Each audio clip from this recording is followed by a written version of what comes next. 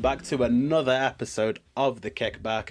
Episode 12 now. I always get the episode number wrong every single week, but I know I've got it right this time. If you are liking what you've seen from me, please do like, comment, and subscribe. But without further ado, we've got an actual doctor on the Kickback today. None of this fake stuff like Dr. Benji. We've got Si Maggio on. Si, mate, you're probably the guy who I've spoke to the most pre-doing this, so I'm hoping it's a lot more like free flowing from the get-go. How are you? I'm good. Yeah, you did invite me 4 or 5 times. Then you're like, oh, I've got Benji on this week. I'm like, well, hey, what do you mean you're bumping me for these fake doctors? I mean, I say that. I'm in this position where people will call me a fake doctor because I'm not a medical one. So don't, if your heart's exploding or whatever, don't ask me to come fix it. Yeah, I'll ask him my best shot. But no, I think what I was doing, mate, I was just thinking, well, if Ben comes on, we'll get more subs and then more people will watch side. That was exactly. No, it's good. I had your best interest at heart, mate. But I mean, as it stands right now at the time of recording as well, we had a brief little chat about this earlier. You are the only guy to appear on. Is it fair to call them the Big Four draft competitions? Yeah, if you want to call it that, I would imagine. Based on what I've seen, that they're the Big Four. I know there's some up and coming ones or some that they're making their way, but the playoffs. I haven't competed in all 4, so there's someone could beat me to that. And I think maybe your guest last week might have beat me to that. Yeah, but I mean that's already announced, isn't it? Yeah, it's like when this goes live, it'll obviously be up with Curtie. But he's already announced for everything, isn't he? Well, he's already been on 3 of them, and then he's won. Is he won all 3? No, I don't think he's won a showdown yet. He's not won a showdown. He's won the other 2. And I've won nothing, so there you go. Like, I'm not going to be the first to. Well, I could be the first to win a 4, maybe. Yeah, you just catching up to. You just need to keep those Si Maggio Sunday drafts up. Well, I can win those. Those are fine. I played Curtie at the weekend in that one, and I won, but. Put me in a real one and I'll get battered somehow. So now we love it. It's like when your team in FM wins all the friendlies, and then it comes to the league and you just lose the first 3 games on the bout. That's basically Si drafting in a nutshell. That is it. I mean, I'll always start promising as well, or I'll get a good run going and then it will just fall apart in some strange match. Yeah. Normally against Owen, but he's not here this time. He's not. So I'm just as well. And you're the first. You're one of the few guests. Let's not say first. That I actually know who you support pre coming on, which is Portsmouth. No, it's not. Don't do that to me, mate. You're not pulling the wool over my eyes. Don't be telling me that. I think we're 4-0 down right now. Well, it's just finished, so commitment to the not a good position. Yeah. I was going to go check the. We lost. I mean, when you're 4-0 down, you stop paying attention. So yeah, literally. I mean, if United go 2 goals down these days, I'm like, I've got better things to do. 4-0 down in League One at home. It's not a good sign. Yeah. So that's a proper fall. Well, you would have been well into football generally when you were winning cup competitions and stuff like that. Yeah, I'm not a glory supporter. I didn't support Pompey just for the FA Cup final in 2008, although probably I supported them a little bit more then. Yeah. I at least knew all the players on the team then, which is not something I can say about the team now. I know a couple, but mainly through AFM I know them now. It's pretty hard to watch and follow. It's not hard like if you live local, like if you're in the area it's not too bad, but when you don't live near it, it's much tougher to follow your local team and know the players, keep up with it, especially when like everything on TV is about the Premier League, or you hear some stuff about the Championship, or what's going on in Ligue 1 or Barcelona, La Liga, Serie A. I mean, Barcelona or Real Madrid, that's normally what you hear about. It's not, you don't hear about the lower league.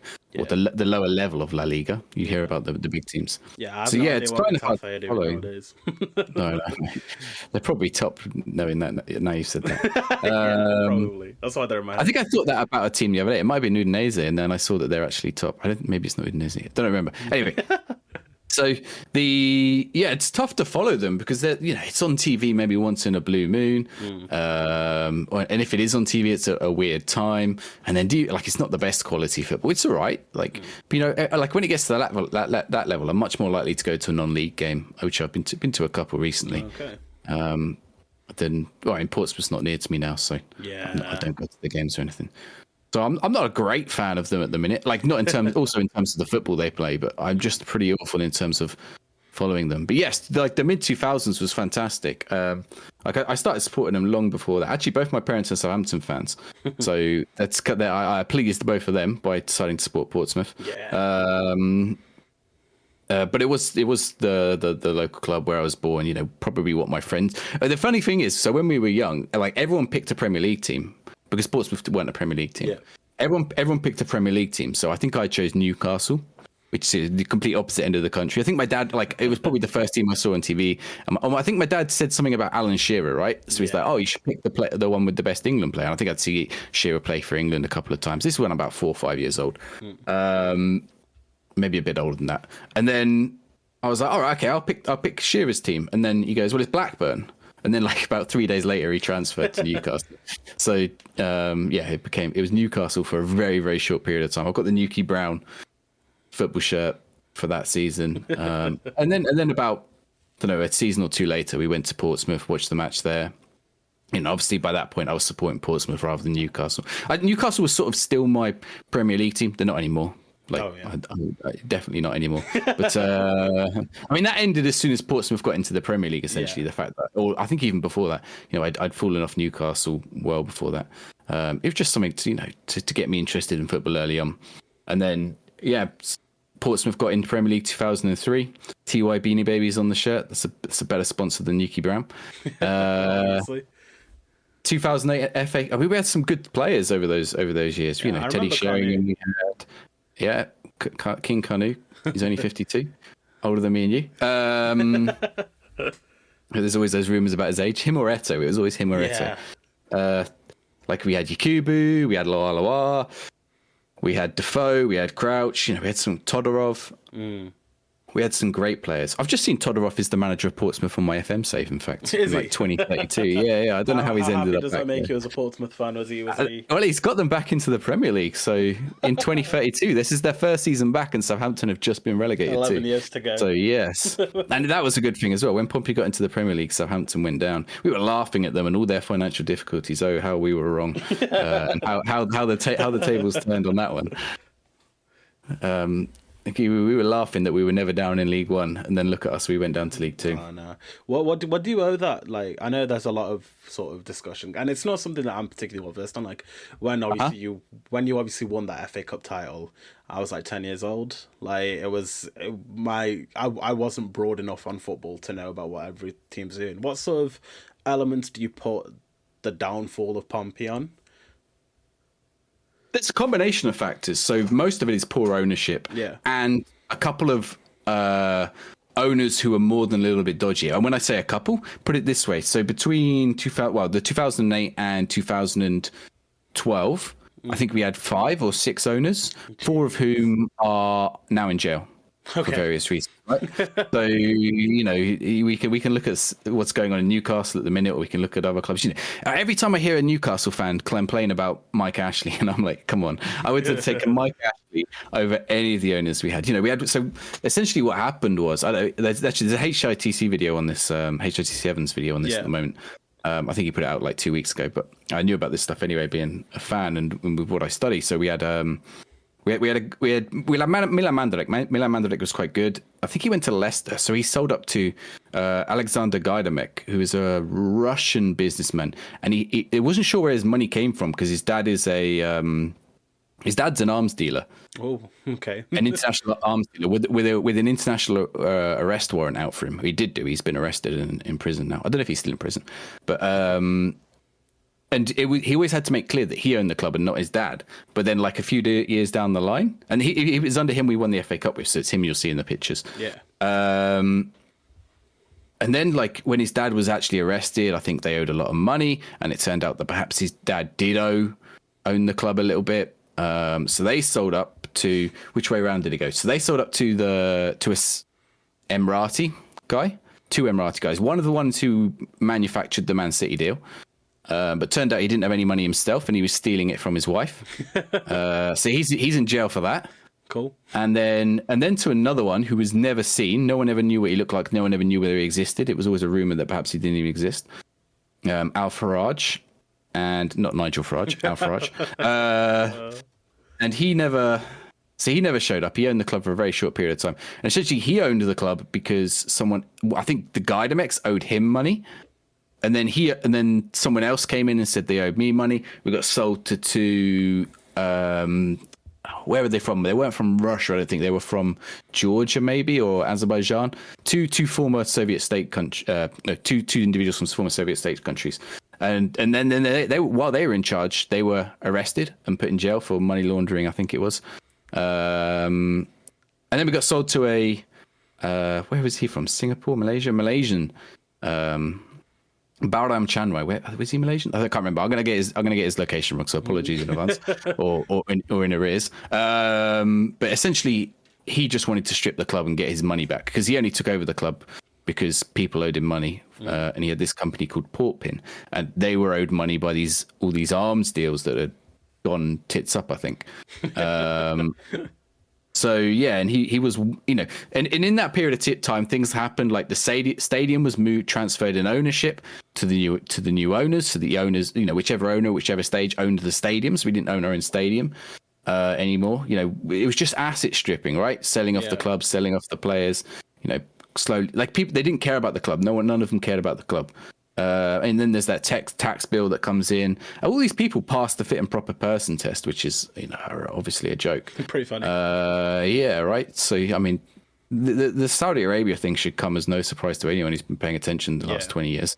Like, none of these people shouldn't have been allowed near the club. And they shouldn't be allowed to asset strip the club. You shouldn't be able. So one of the things Gydamek did, I think, and what helped us win the FA Cup. I say helped us win the FA Cup, and then doomed us to purgatory. Was he invested loads of money in the club as a loan that he wanted paying back? So how do you give a company that you own a loan that then you have to pay back, that the club then has to pay back and can't pay back, and it's all kinds of mess, right? And then you can't then use the club as your billionaire's plaything, right? It's a bit disgusting. Then we had the fans take over, which was good. But the fans can only take a club so far. I doubt we'll ever see a fan-owned Premier League club. No, definitely. Unless rules like the Bundesliga come in, where I think is it 51 and 49? Yeah, 51% fan-owned. So unless something like that happened, we were unlikely to see that. And then after that, the Michael Eisner is the new one. He used to be the CEO of Disney, so we're literally a Mickey Mouse club now. And we did win one of the Mickey Mouse Cups. We didn't win we won the Papa John's or the Johnson's paint trophy. I don't remember which one it is. Papa John's paint trophy. I hope you don't paint your walls with pizza, but nah, not right now. It would be cheaper, to be fair. When you're drunk, that's when you splatter the tomato sauce everywhere. Yeah, we got to 2 consecutive finals in that, which probably harmed our promotion efforts. We're back in League One now, but like I just said, we lost 4-0. That's a long version of what's happened to Portsmouth Football Club in the last 15 years. See, I see a lot of people complain about Harry Redknapp, but it seems like it's a little bit deeper than that. Well, Harry Redknapp always had his dodgy dealings on the side. He actually did get investigated for a load of things. Yeah. In his tax returns with his dog in the name of his dog in France. I can't remember the name of his dog. Pickles is the name of. Is Pickles his dog, or is Pickles the name of? Honestly. No, Pickles is the one that found the World Cup trophy. I can't remember which way around they are. No idea. See, when I do my quizzes, I got to put this in as a question. I got to have a round on famous footballing dogs. Oh yeah. So that's what I'll need to do. Pickles will be one of them.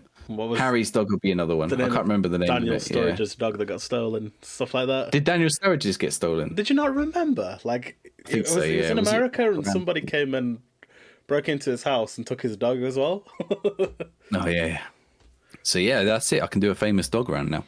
And then there was a couple of dodgy. So this was all around the same time as the other stuff. There's I forgot his name. There's an agent, a football agent, and he represented a load of the African players. And I think he got his license suspended or removed in the end. Was it Willie Mackay? It might be Willie Mackay. He also is involved in horses, and there was a lot of dodgy stuff going around horses at the same time because Harry owned horses, Peter Story I think owned horses. Like they all owned horses as well. Yeah. So it's all dodgy. It's dodgy all the way down. Are we not dodgy anymore? Have we seen it have you come out like to the light at the end of the tunnel yet, or is it still in development? I think the club's not dodgy anymore. I think we were right under Michael Eisner. Well, I mean, we're not dodgy anymore, but we're just a bit shit now. Like that's it. We're stuck in League One.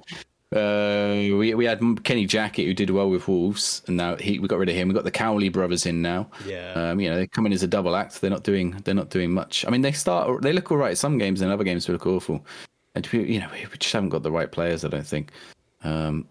And I don't see I don't think they want to invest until we're back in the Championship. But we're not going to get back in the Championship unless they invest. And there's some tough teams in League One now. For sure. Sunderland are down there. Hull have been down there recently. I think they went back up last season. Yeah, I think they're in the Championship now. Yeah, Coventry were down there with us for a long time. Also with their own problems with the owners. Actually that's my local club now. So yeah. It just follows me, probably, these problems. Si Maggio is corrupt. Well, I mean, you said earlier on it kind of links back to your doctorate and what you sort of did. I only found out recently that you were an actual doctor, which I thought was quite interesting. What is it that you sort of studied? But like my speciality is about... well, I cover a few areas, but generally it's organized crime and mafias. So I take a security approach to it. I won't go into too much of a technical academic detail on it. But a lot of people take a criminology approach, but it's a little bit different the way in which I've done it, or I do it. So we look at it from international security, what international organizations' roles are, international law enforcement, and also from the side of how these groups operate at an international level, because everyone talks about you imagine a lot of people who study this look at things like terrorism, which I also do a little bit of. Not like I always have to say this whenever I say organized crime and terrorism. I do terrorism, I do organized crime. I don't, I'm not. So that reminds me actually. So once I went to New York and they said, "What are you here for?" And I said, "Oh, I'm here to talk about terrorism." in the airport when they stop you, and I was like, "Oh shit, they're gonna pull me aside now." The security guy did give me a very dodgy look and a bit of a grilling, but when I explained to him, he was okay. Well, he was still a knob, but he did him. And that's me banned from America ever again. So I cover about mafias, organized crime groups. I spent a bit of time working in Italy with a anti-mafia NGO organization, with close links with prosecutors and the police there as well. We take the students there every year as well at university, which is good. I mean, when you think of mafias, you think about basically the sort of films that was very much prominent in the 40s, 50s, 60s, and pre that sort of era, but it's not a thing anymore, is the general consensus. How prevalent is that sort of organized crime today? Because you think it's much harder with things like CCTV, fingerprinting, how prevalent are they still? I'll try not to go into too much of an academic mode, but so there's been a number of changes in the last 20 to 30 years in the way in which organized crime works. So you'll see less and less groups like mafia groups. They still exist, but obviously there's been big crackdowns in them. So one of the things that's changed is the way in which they're prosecuted. So it used to be, if you did a crime, let's say, Ali, you did a crime, you did the time, right? You go to prison. Yeah. They can try you for it. But if you tell someone else to do the crime, or you are part of an organization that commits a crime, but you don't commit it yourself, it used to be that they don't have anything on you. So this is the famous thing with Al Capone, right? Yeah. Al Capone was never caught doing the criminal activity. So eventually they had to get him on tax evasion. The way they've changed the law enforcement in the last 20 years or the last 30 years, maybe even a bit longer now, is to make it so that you can be tried as part of a criminal organization. Even if they catch you for very small crimes, what they can do is they can link those small crimes together and then say, right, you're not going to jail for 2 small crimes. You're going to jail for being part of a criminal organization. These small crimes are proof that you are. So it's changed. Those kind of groups have disappeared. But what you see other groups take their place. You see less looser networks that take their place, and you still got some very strong groups. Mexican cartels are very strong right now. Yeah. You've got groups like MS-13, Barrio 18. I was just teaching about those today. These street gangs which are getting increasingly sophisticated. You got large numbers of human traffickers from places like Libya. People traffickers and people smugglers trying to get them into Europe. So. Yeah, there's different issues in organized crime today than what you would see in the movies. I mean, there are movies about this kind of thing, and the mafias still exist. I can tell you, for example, in Palermo, where I used to live, the police. It's a slightly out of date reference, but it's probably still, as far as I understand, it's still relatively relevant. It's somewhere between 80 and 90% of businesses pay protection money still. Really? Which is an incredible amount when you think about it. You know, imagine a town in England, or a city in England, where eight or 9 out of 10 businesses are paying protection money to an organized crime group. You know, whether they're a supermarket, a McDonald's, whatever they are, right? No one's paying that unless you like have to. So there's a need for the protection, which is kind of insane to think about that it's happening like right now. Yeah. And then of course, if you look at countries where they don't have efficient law enforcement, it's even worse. Like the organized crime groups can essentially run the show. You do get these kind of groups in the UK, but predominantly they prey. So they center themselves around certain communities and prey on those communities. You know, so if there's a good example would be I think I can't give specifics, but you know, a Turkish community in, I'm going to give a city, Leicester, right? You know, might get preyed on by a group of a Turkish gang, because there's disconnects in the way in which the community can rely on the police, which is a very important thing. You know, if the community doesn't feel like they can trust the police, whether it's because of what happens in their own country, or whether it's because of racism or just disconnect, language issues, language barrier, all kind of barriers, right? That exist in this country, it means that they're more likely to engage with the organized crime groups, unfortunately. Okay, interesting. I wasn't sure to the extent, because I'm getting too academic. It seems no. It is interesting because it's not something that you'd really expect to be going on in sort of this day and age. Because again, it's not really like that modern concept. You will have that stereotypical image of guys in suits with hats who are like half Italian, you know what I mean? And there isn't as much sort of as much of a light shined on it now, whereas previously, you know, we all know like London was a big spot for various mafias and gangs and stuff like that. It's weird to think it's happening right now. I mean, the gangster imagery thing was very much a Prohibition era American thing, and then it's sort of in the UK. So what happened is the Cray twins took that on. They sort of mixed that with their own English style. So you know, you see the Cray twins. You know, I don't know if there's about 50 films about them. The Tom Hardy ones, right? And you can see them. They're always wearing suits. They're always dressed smart and stuff. And they took that idea from the American mafia groups. But like, if you look now, the groups that are around now, they still have their own styles, right? Okay, Japanese yakuza often they wear business style suits, and then if you see them when they're naked, I'm not suggesting you look at yakuza porn, but you know, when they sure they're wearing underwear, but you know, they're covered in like full body tattoos. I don't know if you've seen MS-13 or anything. You know, they have face tattoos and everything. These Salvadorian criminal gangs. So yeah, I mean, there's certainly identifying marks for some of them, but like mafia now in Italy, if you walk down the street in Italy, you wouldn't be able to say like that. I mean, sometimes my students go to me, "Oh, is that guy a mafia?" And I'm like, "No, it's just a guy in a suit." And it's like, no, the person who'd be the mafia would be the one that like you wouldn't expect, because they want to be hidden. Yeah, so this is a problem for group. This is something that you know, groups like the Central American gangs have started to adapt, and you'll see less and less I mean, the ones who've already got the tattoos have already got the tattoos. But you'll see less and less of things like the tattoos, because it marks them, right? You know, the police know. It's much harder for them to conduct their criminal activity then. Yeah, like I remember there was a guy in where I'm from, Stoke-on-Trent. He turned out to be a friend of one of my uncles, but he didn't seem like much. He drove like a 20-year-old car. Clothes weren't the nicest. Turns out he was supplying essentially the entire city with cocaine. Yeah, exactly, right? Richer than the entire sort of neighborhood combined, but kept that sort of I'm broke, I've got nothing lifestyle up, and got away with a lot, and took a lot to get hunted down because of that. Yeah, hide in plain sight. That's the best way to do it for these groups. If you like, and this is a problem. I mean, the reason the Yakuza get away with it is because membership in the Yakuza isn't illegal, and they haven't got the laws there which we have over in many Western countries now, which say that membership of these criminal gangs is illegal. Do we not see sort of as sort of the crackdown comes on and that form of mafia gets outdated, that they not then integrate themselves into legitimate businesses and just operate legitimately and make money that way, now that they've obviously got that initial big sum of illegal capital, just kind of flush that into other systems and kind of go straight in that regard?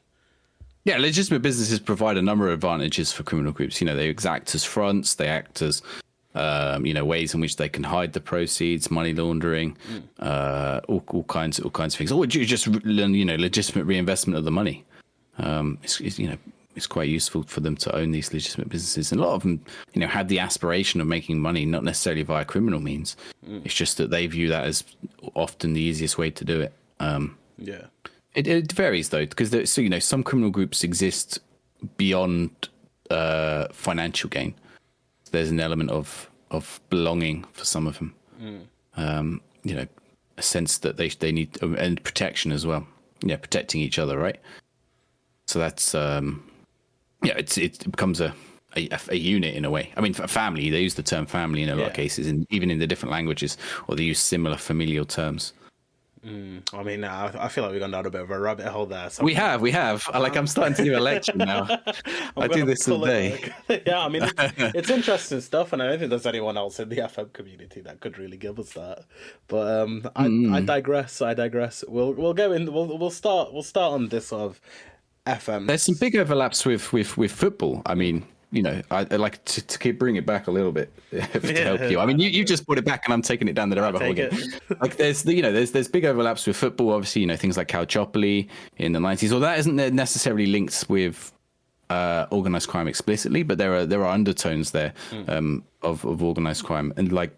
I mean, my own club, Portsmouth, like I said, we had arms dealer, we had money launderers, we had, these individuals who are now, fraudsters who are now in jail, and that's literally engaged in organized crime. All the people with laundering money into offshore bank accounts, like the whole. I mean, it's not like I can't say it's organized crime because it would be libel or whatever.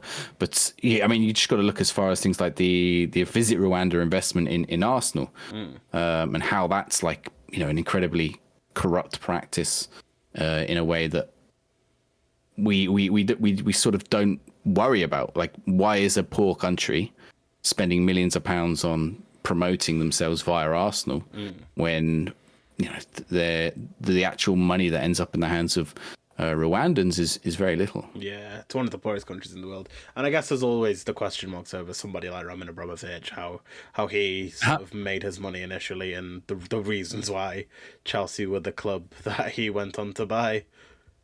Yeah, Russian oligarchs. I'm always careful about label with Russian oligarchs, but there's certainly a few who made their money in the. How did these people manage to acquire public businesses turn them into private businesses at the end of the Soviet Union, when their previous job was working in the KGB or working in the, I don't know what Abramovich's previous role was, but Putin's ex-KGB, of course. Yeah. Anyway, we best move off that one because you won't see me again. No, we'll go on. We'll just move it to sort of FM.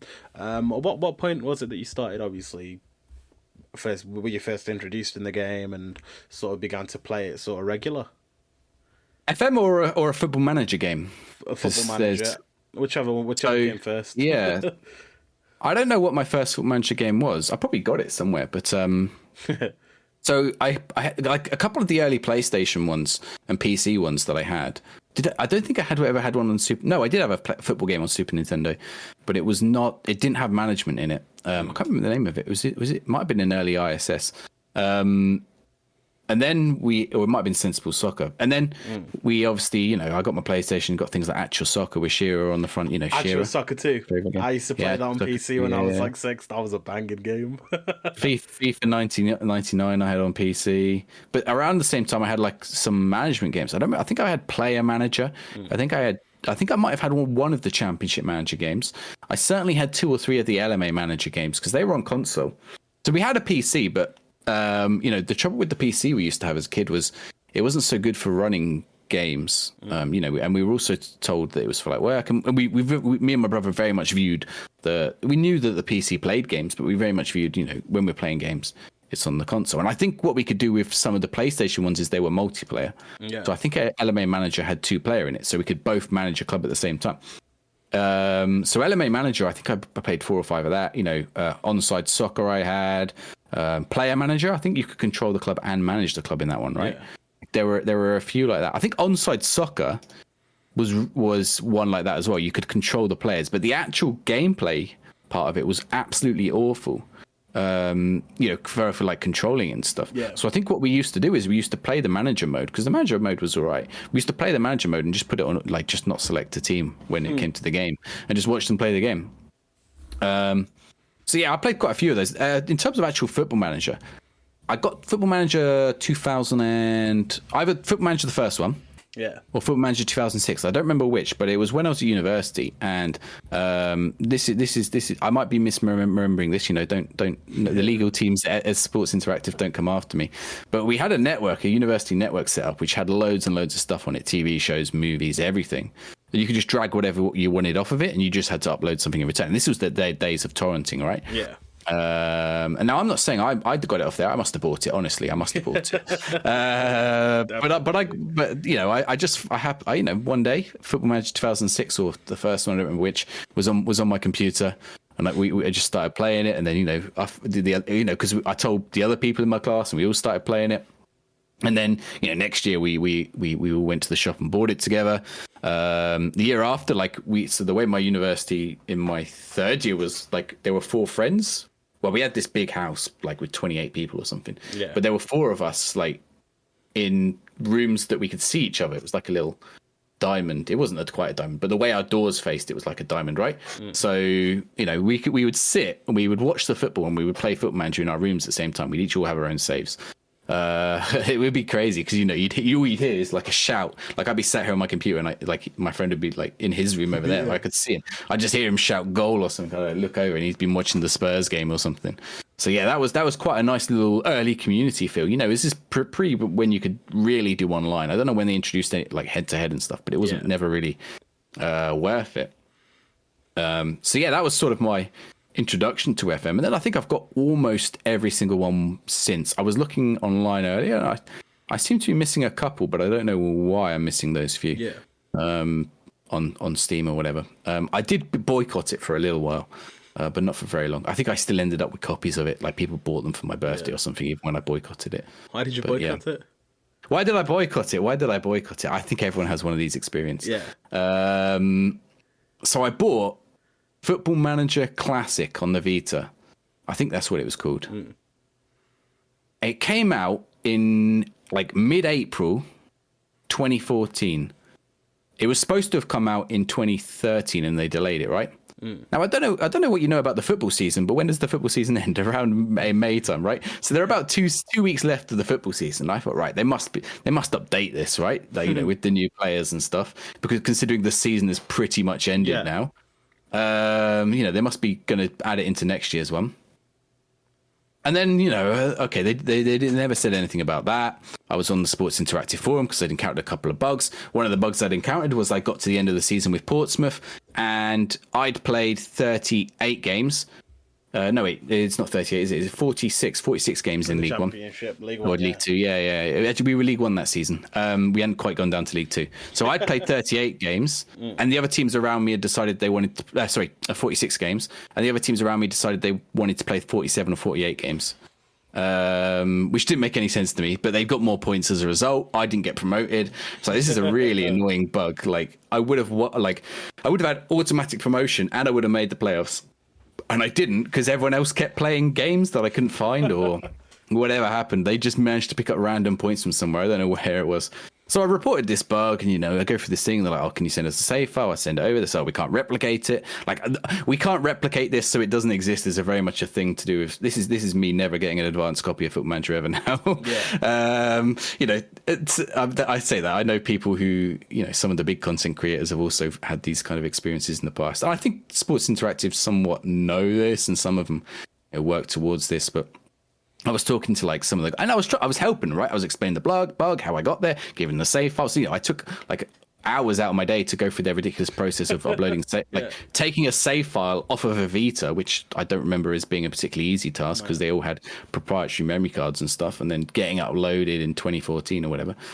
And then, they just say, oh, we can't replicate. Like, they just didn't talk, right? They didn't respond. They didn't say we can't replicate. And then I just kept pushing and pushing and pushing. And eventually, and then they said, oh, we're not, there were still loads of bugs in the game. And then in about October or November, they said, oh, we're working on this anymore. Like, we're working on next year's game, so we're not going to fix anything in this year's one. I said, what do you mean you're working on next year's game? Like, you only released this 3 months ago. And then I think there was something about, it didn't sell enough, which is funny because just last week, Miles was tweeting that that version of the game sold enough copies that encouraged them to make more, but they put it on iPad. They never did another Vita one. No.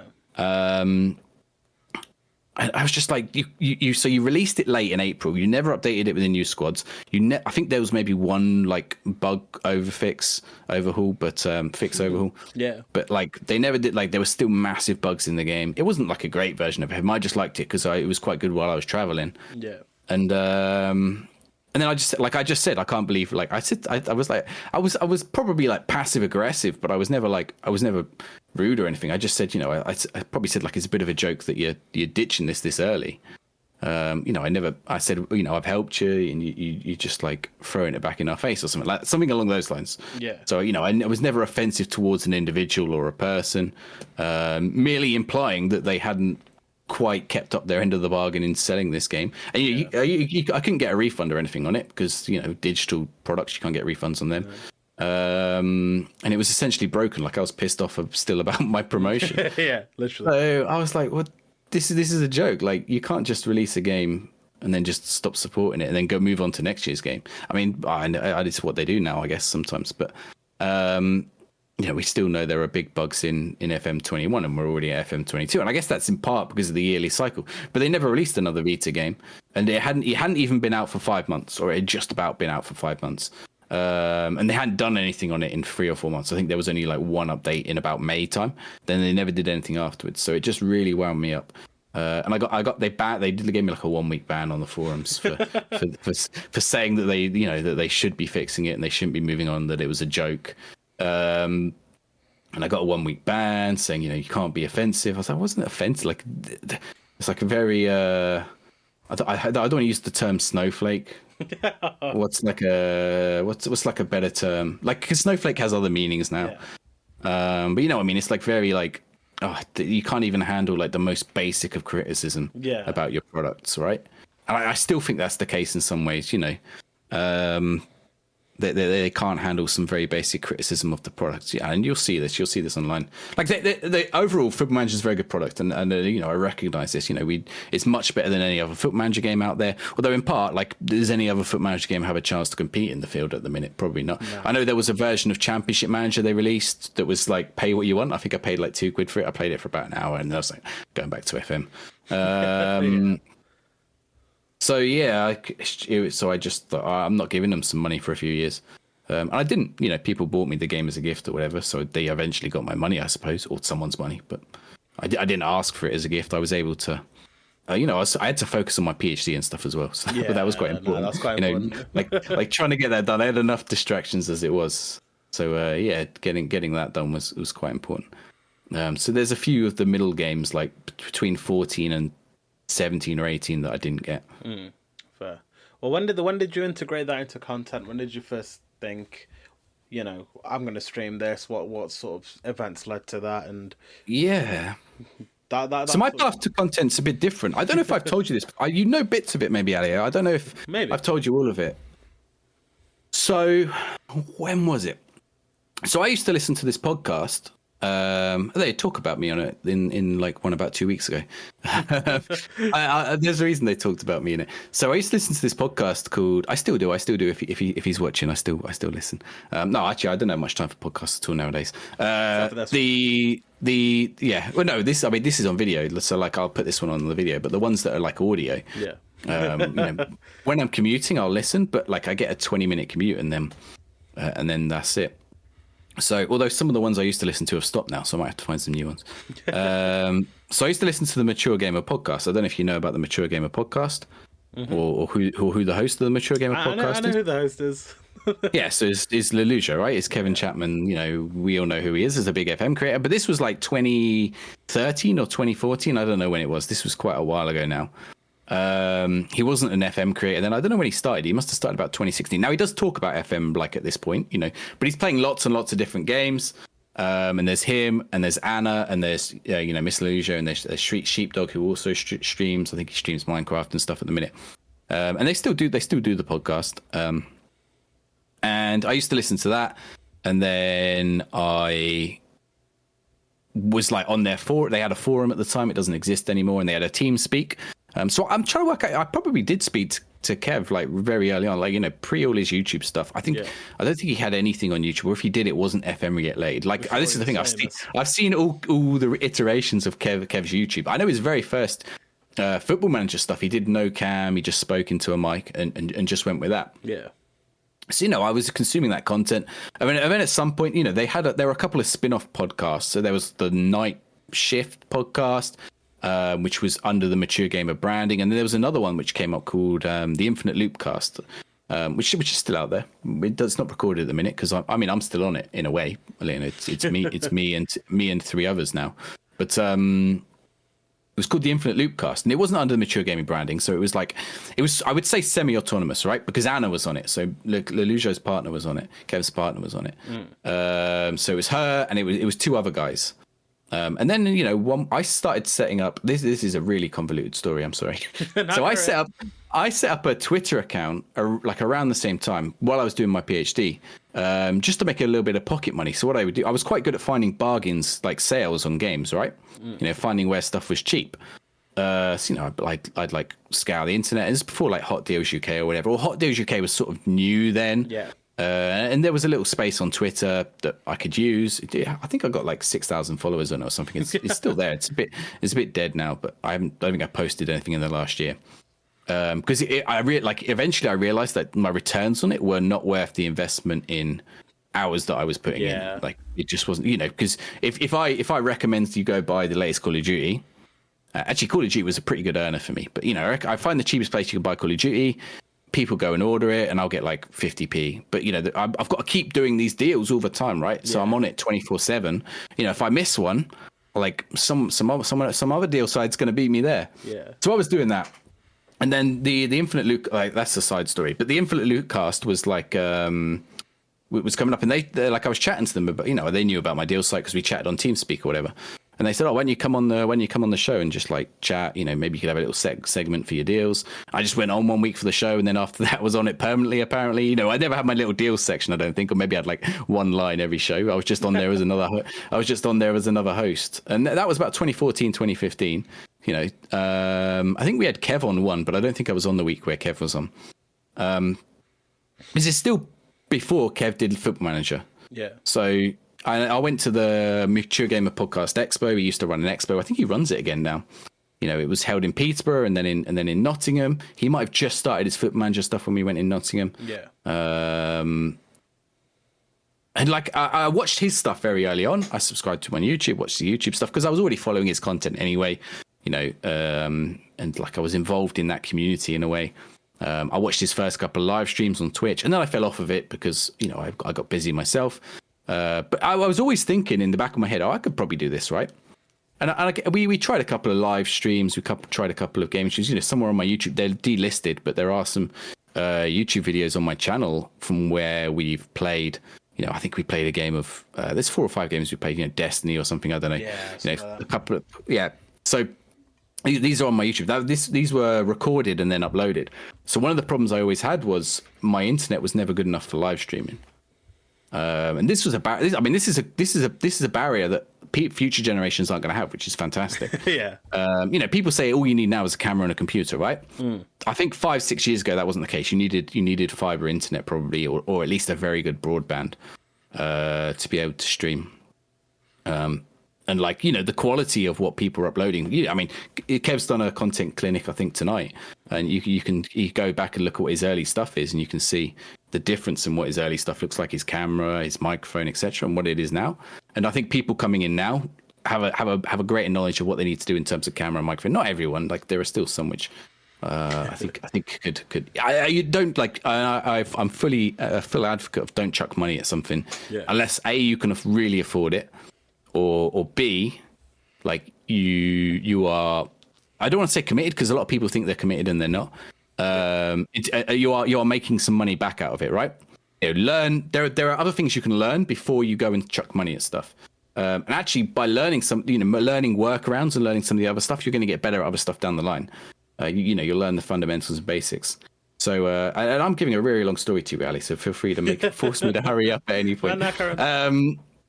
So I ended up like thinking this a long time ago, and then like I said, I had the YouTube channel out there somewhere. I stopped doing. We stopped the podcast probably 2 years ago. Although I think we released a special one this year sometime, but maybe 3 years ago now. I went through some changes in my own personal life. I got a full-time job. I had the full-time PhD before, and a side job, and the Twitter job, and all that other stuff. Like I was always busy. But I've cutting out the Twitter stuff has freed up some more time for me to do stuff elsewhere. Yeah. Getting the full-time job has allowed me to worry less about money in a way. Like there's small things like that, like changes in my life that have allowed me to move into giving the live stream a go. And I was watching. I didn't watch. I was probably watching Lelujo actually. I probably watched him. I probably did. Like I fell off watching Twitch quite regularly. I fell off watching Foot Manager Twitch actually. I fell off watching Foot Manager Twitch. I'd started watching maybe like PUBG or something because I got into PUBG. Yeah. And then I think I saw Lelujo was live. I think maybe when he first came back, right? And I watched him, and then he might have raided out. And eventually I followed this raid, and it ended up, I think, at Bearded Twig. Yeah. And I was watching Bearded Twig, and there wasn't many people in the stream, and I was chatting away with him. And I was saying to him, like, I used to do stuff like, I've always had in my mind that I could have done something with FM. Like, I could have done an FM YouTube save or something. I could have done something like what Kev does, right? It does take practice. Kev's got a good personality, and Benji has good personality. Jack has good personality for these kind of things. And it takes a lot of, like, I always think, I don't know if I have that. I think you've got to have a certain, what's the word? Like it's a way to act, right? Yeah. And I'm not saying they act the same, but they know how to play up to the camera in a way, right? They're not just talking. They got the character. Yeah, right. So they're not, shall I buy him? No, I won't buy him. Right. They've got more about them. And I always say, I don't know. I don't think, there's a lot of middle creators. I feel like, maybe I'm in there, which don't quite have that. And there's some very good people who definitely have that, they always, Zealand's a fantastic example of that, being able to act in front of the camera. But I thought, I'll give it a go. Because a lot of the time it's not just, I don't want to say I can't do it. I want to say I need to practice doing it. Yeah. I need to learn to get better at these things. And that's what I've been trying with some of my YouTube. I try to make every one of my YouTube videos better, and they don't get many views. I don't care.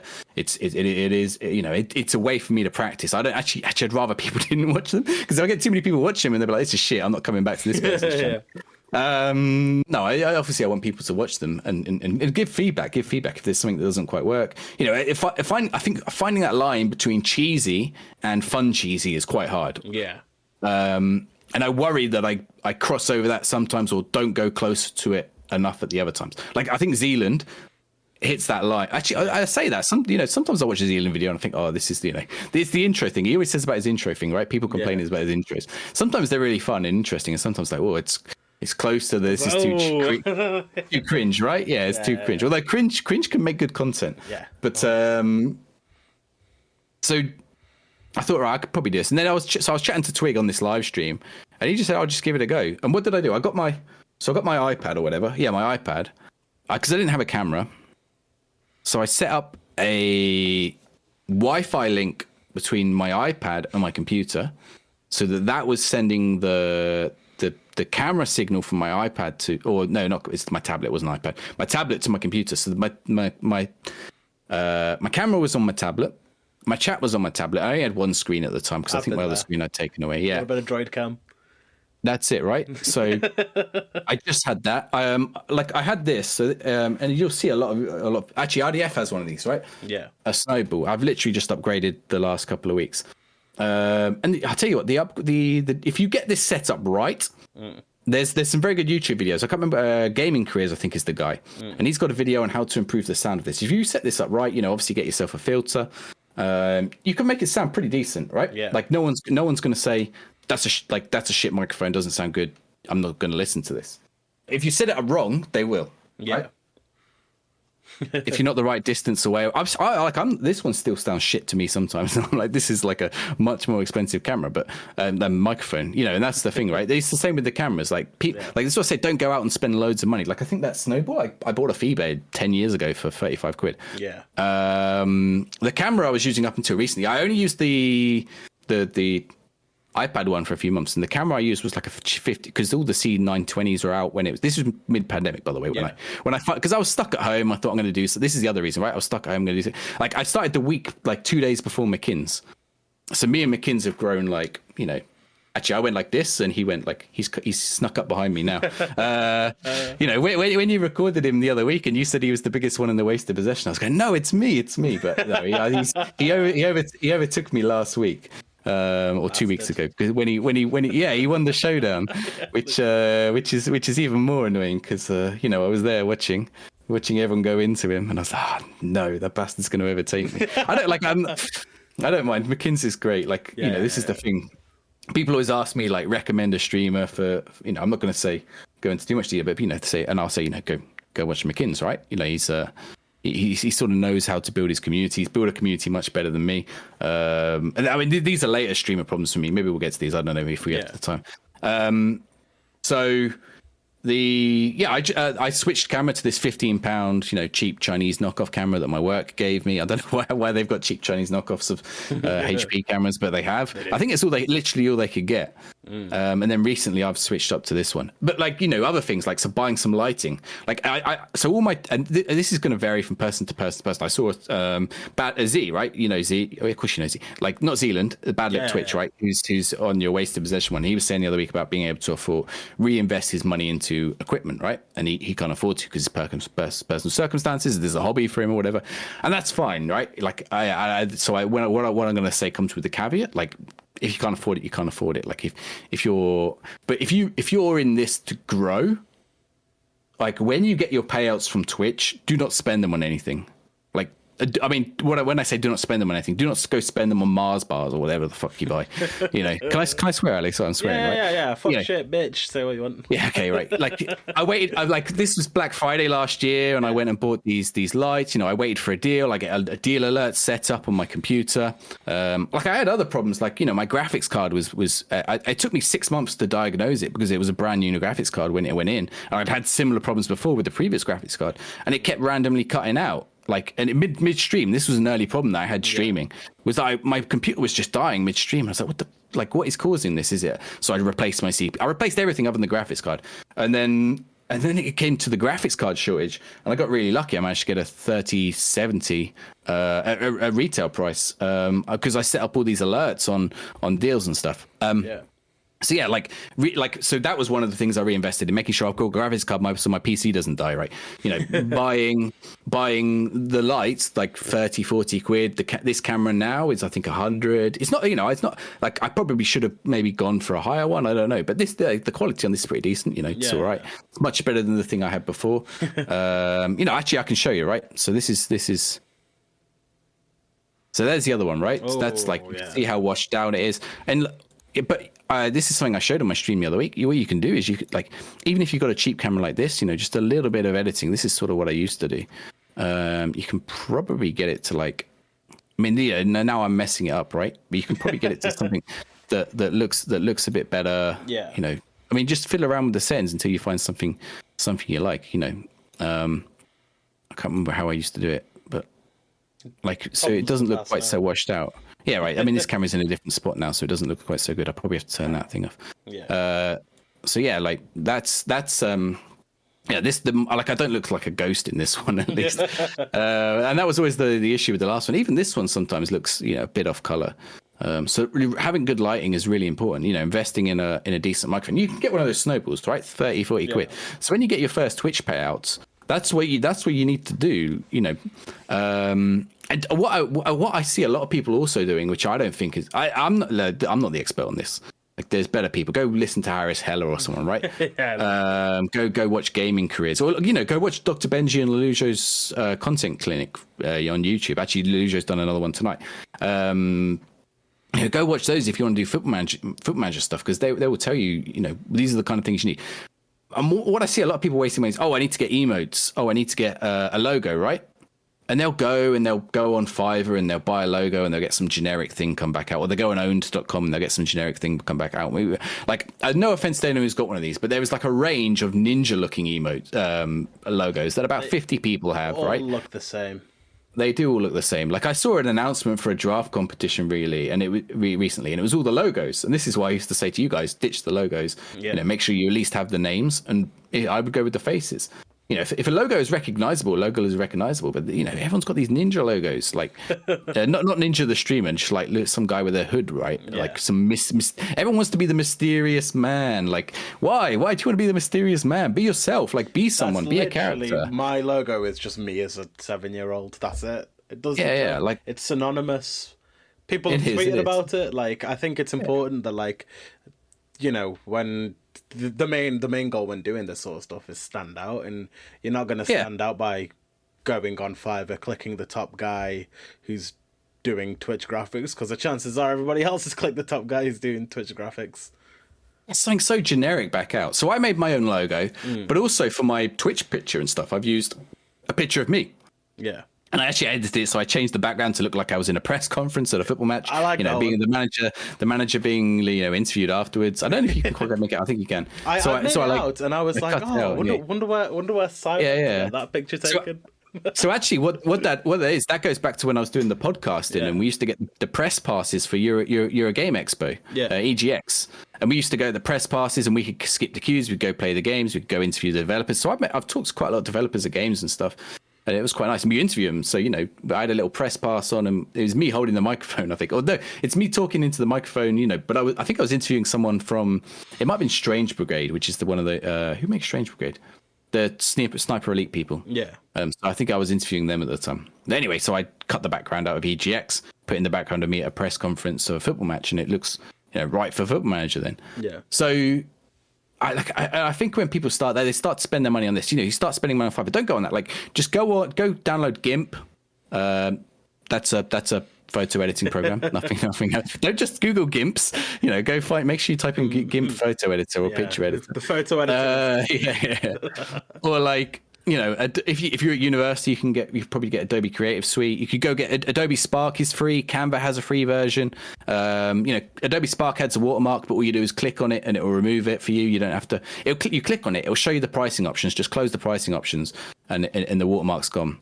It just wants you to look at the pricing options. That's all it wants you to do. So stuff like that, they're great for like making logos, making thumbnails. I'm not an expert at this stuff, but if you want the really good stuff, you're gonna have to learn how to do Photoshop, and you have to do it yourself, or you're gonna have to pay someone a lot more money. If you do the cheap stuff and just go through Fiverr and get the cheap stuff, don't do that early on. Like, teach us. Like, this is the other thing, right? I did all this myself to teach myself the skills. So my overlays in Twitch, right? I do them myself to teach myself the skills. And I think very early on I used the free ones, the ones that come in OBS or that you can download from whatever websites.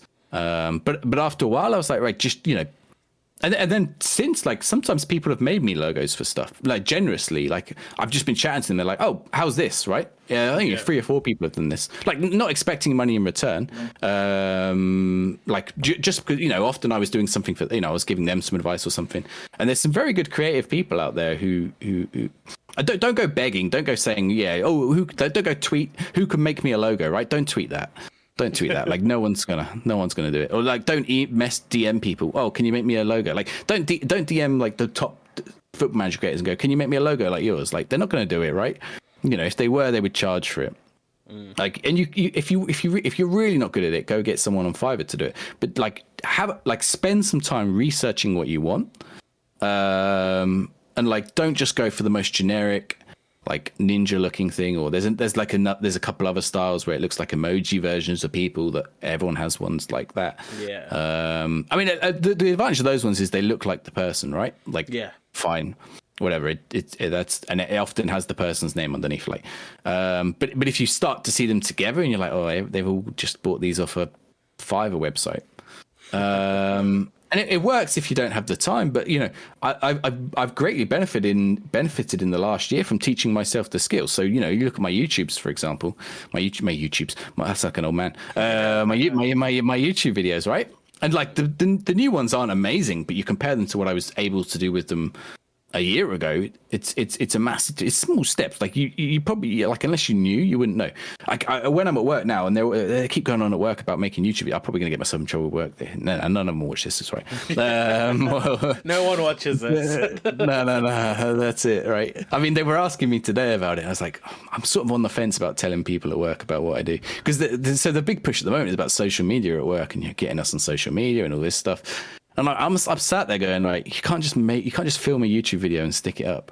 Like, oh, it's okay, we'll get a good camera for it. Like, no, it's not about the camera.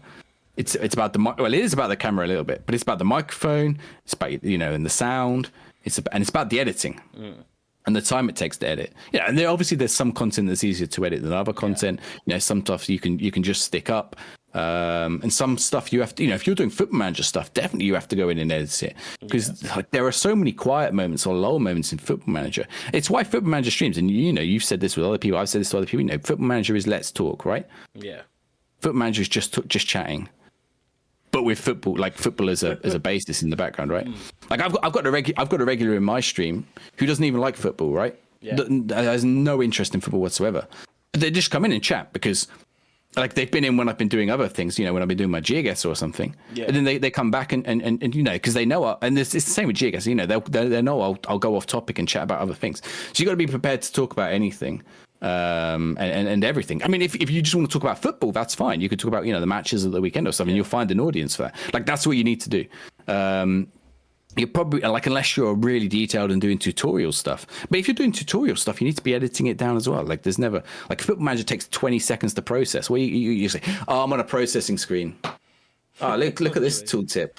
This is easy to edit. This is, unless somebody, right. This is like, good content. There's a break, or like if somebody's like, actually, could you cut that out? Like, if with you, literally as it stands, unless you want anything cut out, which I don't think we've that sort of things come up. It'll literally be like, put it in, done. Stick it up. Yeah, I mean, so you know, you're doing this, Diz is doing this, and it's great. Like, and I've seen a couple other people doing some podcasts. There's some Football Manager streamer podcasts. Yeah. Obviously Tony Jameson, who I've been doing fancy football stuff with. He's got a Football Manager podcast that he has guests on sometimes. Actually, I think he'd never had a guest until recently. He had RDF on, which is what he was referring. You know, it's Football Manager therapy. I think RDF said it on your show this week, right? Yeah. It's the only thing he'd been on, but that's only in audio form.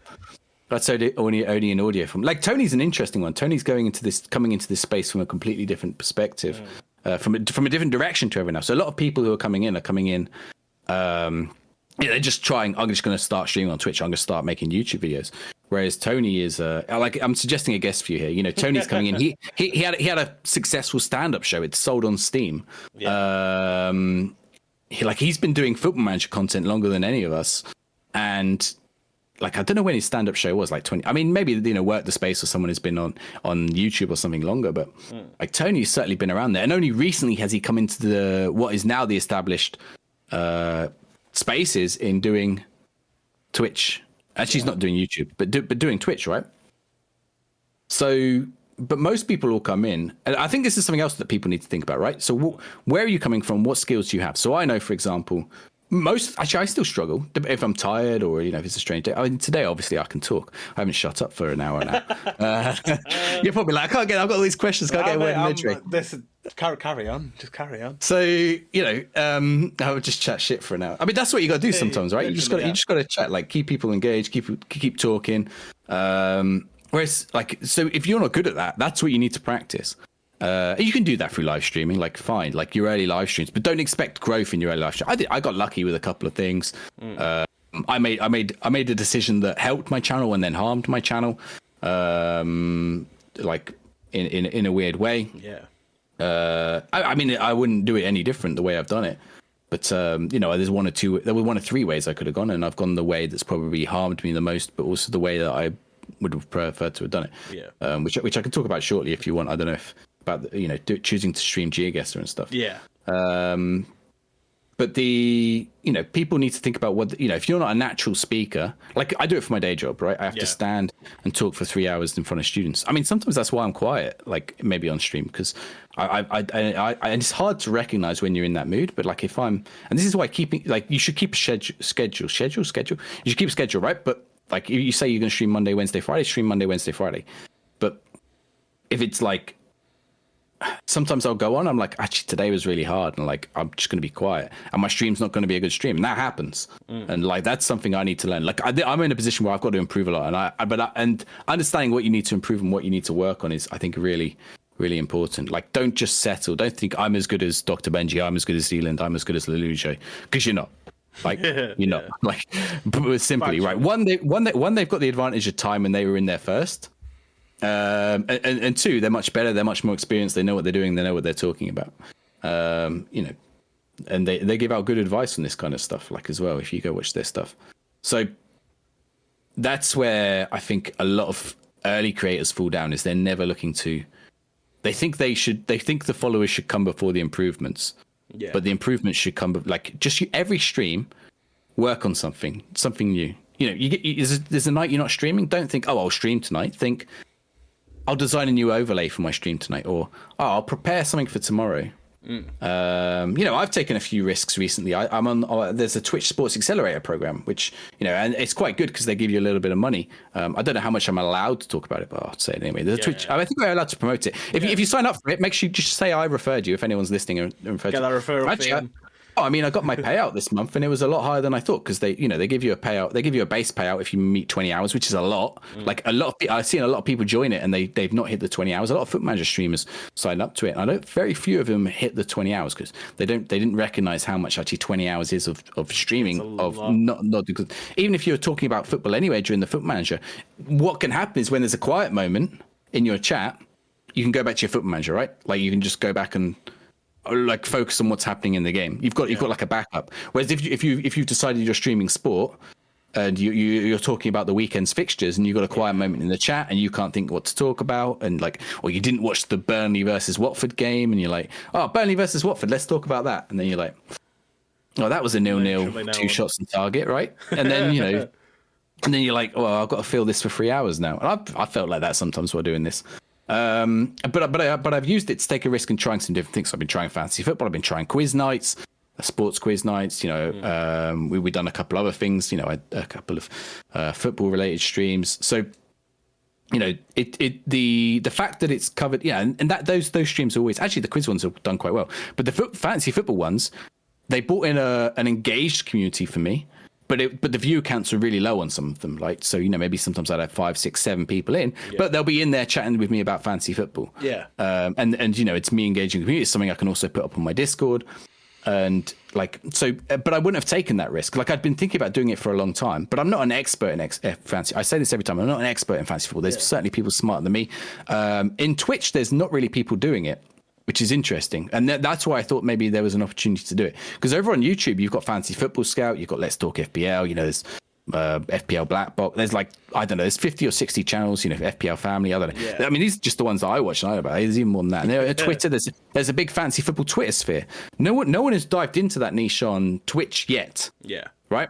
And the American football, they have a little bit. I've seen the people have started to do it in American football. No one's doing it in fantasy Premier League or fantasy football at all, really. I don't know if any of the German or Italian or other language streamers are. So I thought, right, I'm going to give it a go. Sometimes it's been a little bit successful. Sometimes it's a bit quiet. And I found like talking about fantasy football after a dull weekend can be quite tough as well. So like I said, it's a risk because I'm using it to figure out what works and what doesn't. So it harms my viewer numbers. But I'm happy to do that while I'm learning and improving and using that. And like I said, it gives me there's some bonus payouts that come with it that I can then use. This new microphone, right? That's a consequence of that. So like, don't be afraid to try stuff, but recognize what works and what doesn't work. Like if something doesn't work for one stream, don't give it up. Like you got to try more than once. Yeah. Like your audience isn't going to go straight away. I mean, I guess I could like, unless you had any direct questions, Ali, I could talk about the GeoGuessr stuff if you want. I really wanted to cover the FM ranking stuff. You want to cover the FM ranking stuff? Yeah, Okay. because I think we're at that 1 hour 10 mark. We'll probably have you on again because there's still a lot that I wanted to talk about. There's other people that you don't want me on again. You want to get like Benji or someone with like. Okay, all right. I'll say very quickly then, and we can cover this in more detail down the line. But with the GeoGuessr stuff, essentially is around January time, I did some GeoGuessr streams just on like off the back of actually Maladon, another streamer was doing this. He was doing GeoGuessr, and I think in December, you have him on the Waste of Possession on the panel. Right in December, I was I think I started playing it like just once or twice. I was playing it in his stream, and then I thought I'll give it a go on my stream. It was for a special Christmas stream where I was giving away a whole load of games. I thought we'd do GeoGuessr, we'd do Jackbox, all that kind of stuff, and it blew up. And I'd started streaming it as it blew up. So if you go on Twitch Strike or something and look at GeoGuessr, and you can see like there are about 10 people streaming it in December, and in January there's about 30, and in March there's about 80. Yeah. And my channel was growing, like instead of 100 and 150 new people a month, it was growing 400 new people a month. Like 1 or 2 streams, I had like 70, 80 new followers. Yeah. So it was mad, right? And but we killed my football manager. So my football manager had 8 people like watching, 8 viewers. Whereas in December, and I'd started to pick up a bit of momentum. So it sort of killed my football manager, and every time I went on football manager, it was quiet. And then the moment, like you could see the moment I switched, because what I used to do is stream football manager, streams Chatguessr, GeoGuessr. As soon as I switched, my numbers would jump up to around the 30 to 40 mark. But what I kept doing was going back to the football manager because I wanted to do football manager. I wanted to be a football manager creator. Yeah.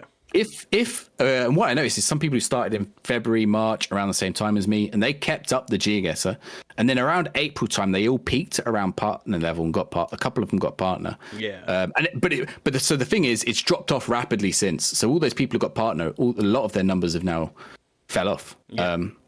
And like I feel like I've stopped streaming it now. I will go back to it, but while I'm doing the sports, I've stopped it because I haven't got the time. Also, I got a little bit sick. I need a bit of a break of it. I was in some big tournaments, with people like GeoWizard, who's big over on YouTube, and some people like that. But I need a little bit of a break from it. I've actually won some tournaments in GeoGuessr. But I think it harmed my community because I was there is a bigger overlap between the two, but there's a bigger non-overlap, right? Yeah. So I grew a lot. But then also, people sort of then knew me as I was a GeoGuessr streamer or was I a football manager streamer. My football manager was harming my GeoGuessr growth. I could have just streamed GeoGuessr every day. And then they see me streaming football manager. There were a couple of football manager streams. I had more unfollows because they'd followed me during GeoGuessr. They came in my stream and say, "Why do I follow you? I don't like football manager." And then they unfollow, right? Yeah. People there were so it harmed me in a way, and it sort of harmed a sort of community that I built. Like, this is what I'm saying. You go look at McKinn's. McKinn's has built a fantastic community. Yeah. Around, because he's been consistent and he's just streamed football manager. I think he had his quiz nights on a Saturday, right? But that doesn't, it was a community quiz night. It was for them. It wasn't for other people coming in. Whereas I started to pander to other people coming in, I think. Yeah. And it killed me, when I then had to go back and try other things. So you want to ask me about the ranking, but not really a sustainable long-term model. Yeah, I mean it's given me a little bit of a platform to try other stuff, which is good. A lot. The other thing that a lot of football manager streamers might struggle with is if they need to do something else. They can. You see other football manager streamers do play Chatguessr, of course. GeoGuessr. Yeah. Henry FM does it. Mal does it still. I think Kegman did it way before any of us. But I think. You don't want to be pigeonholed. Like it's allowed me to not be pigeonholed at least. And I've become a sort of expert in GeoGuessr in a way, and I started doing tip videos on that, and that was all good practice as well. Yeah. You were going to ask me about the rankings then. Go ahead. Yeah. So I can talk more about GeoGuessr another time if you like. The draft rankings really did change it, especially from our standpoint as a draft competition. Like, it came in and it kind of put everyone on that level, and it created that hunger to get into drafts. And obviously the Streamer Showdown took note. That, and along with your FM playoffs, played a big part in you being on the lowdown.